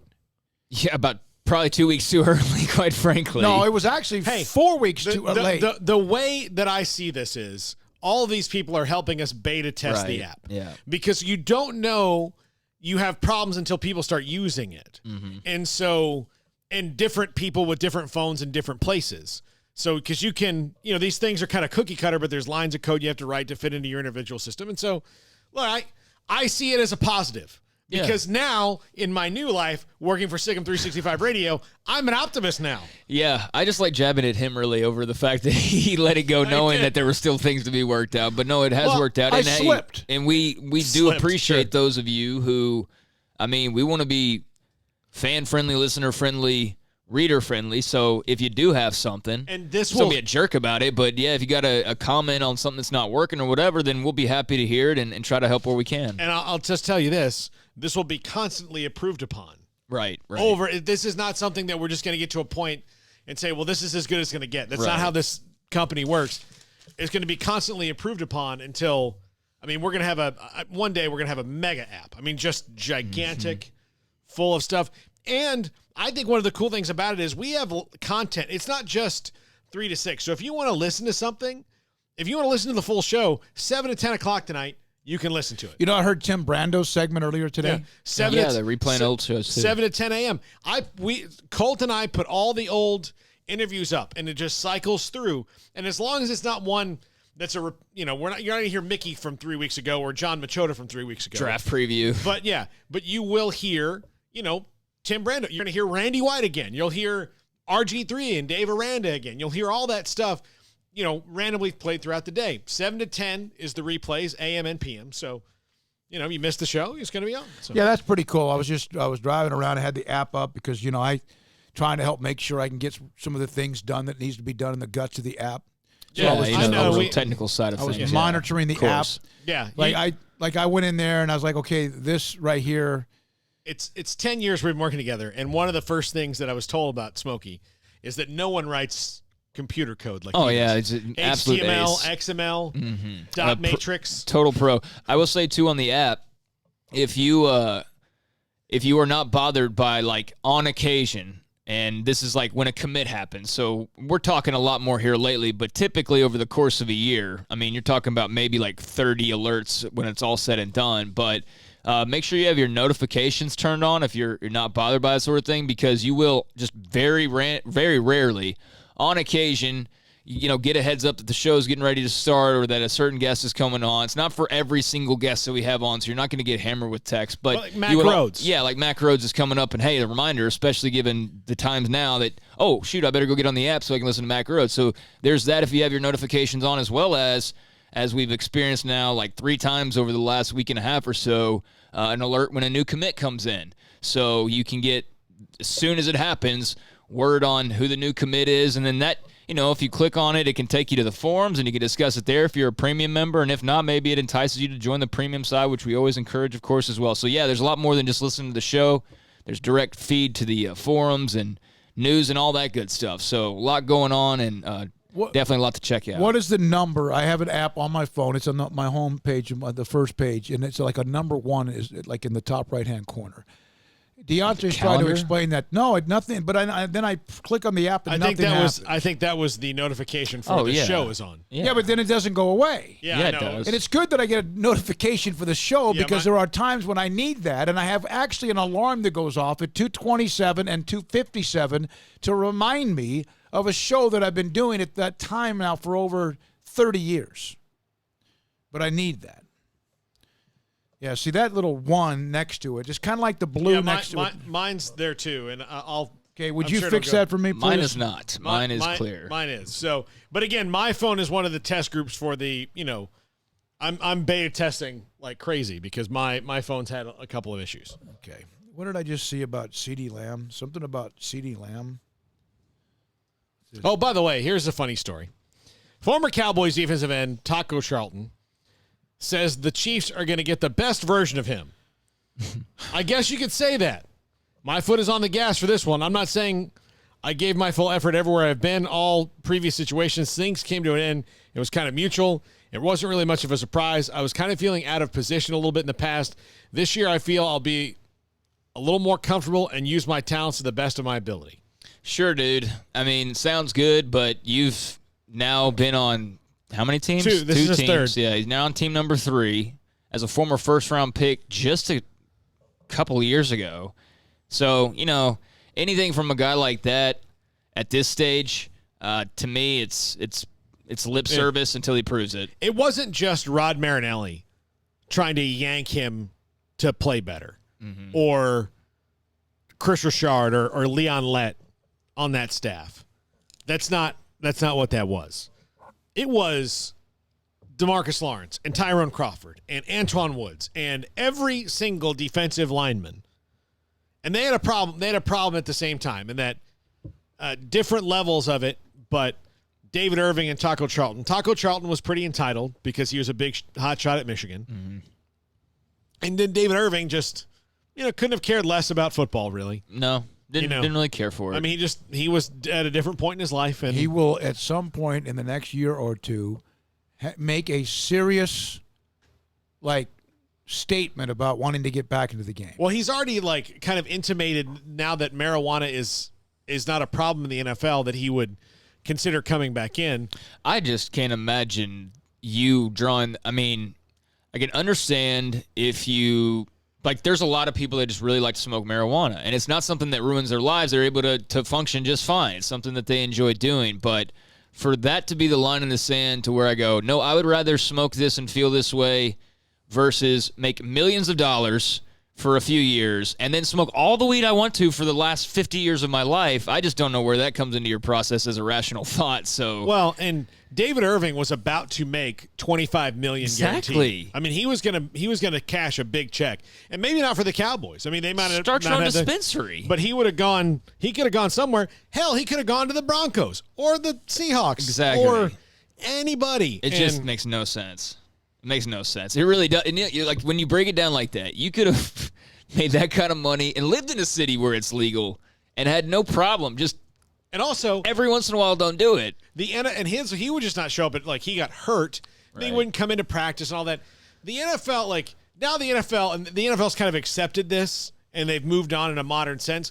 But they were already, for the last 5 years, they were not trying to get you smoking weed. No. I mean, they would tell you, hey, David Smoke, you have a test in the next 30 days, probably on the 28th or 29th or 30th day of the time I'm calling you.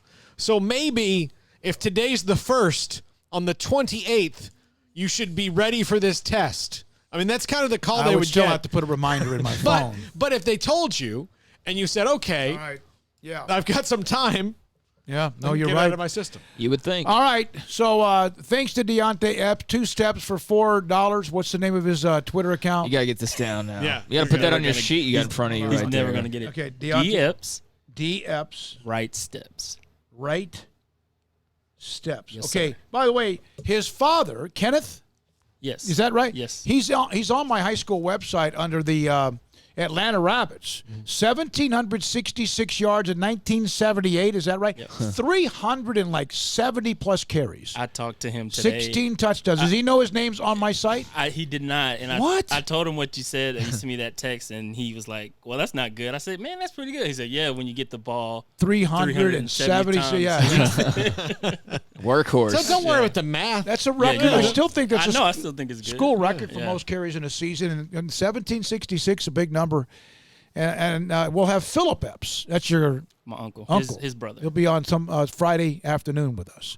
All right, for our guest today, Paul, Rick Barry, Joe Theismann, James Washington, Ryan Blagg, who's going to Louisville, John Machota. and John Machota. And we'll find Coach, we'll find Herbie Atkins at some point and get back in touch with him. Good stuff set up for tomorrow. We'll tell you more about it as the day goes on. For Paul Catalina, Craig Smoke, Deontay Epps, D. Epps Right Steps on Twitter. I'm David Smoke. Thank you for listening whenever you do, however long it might be, and good night.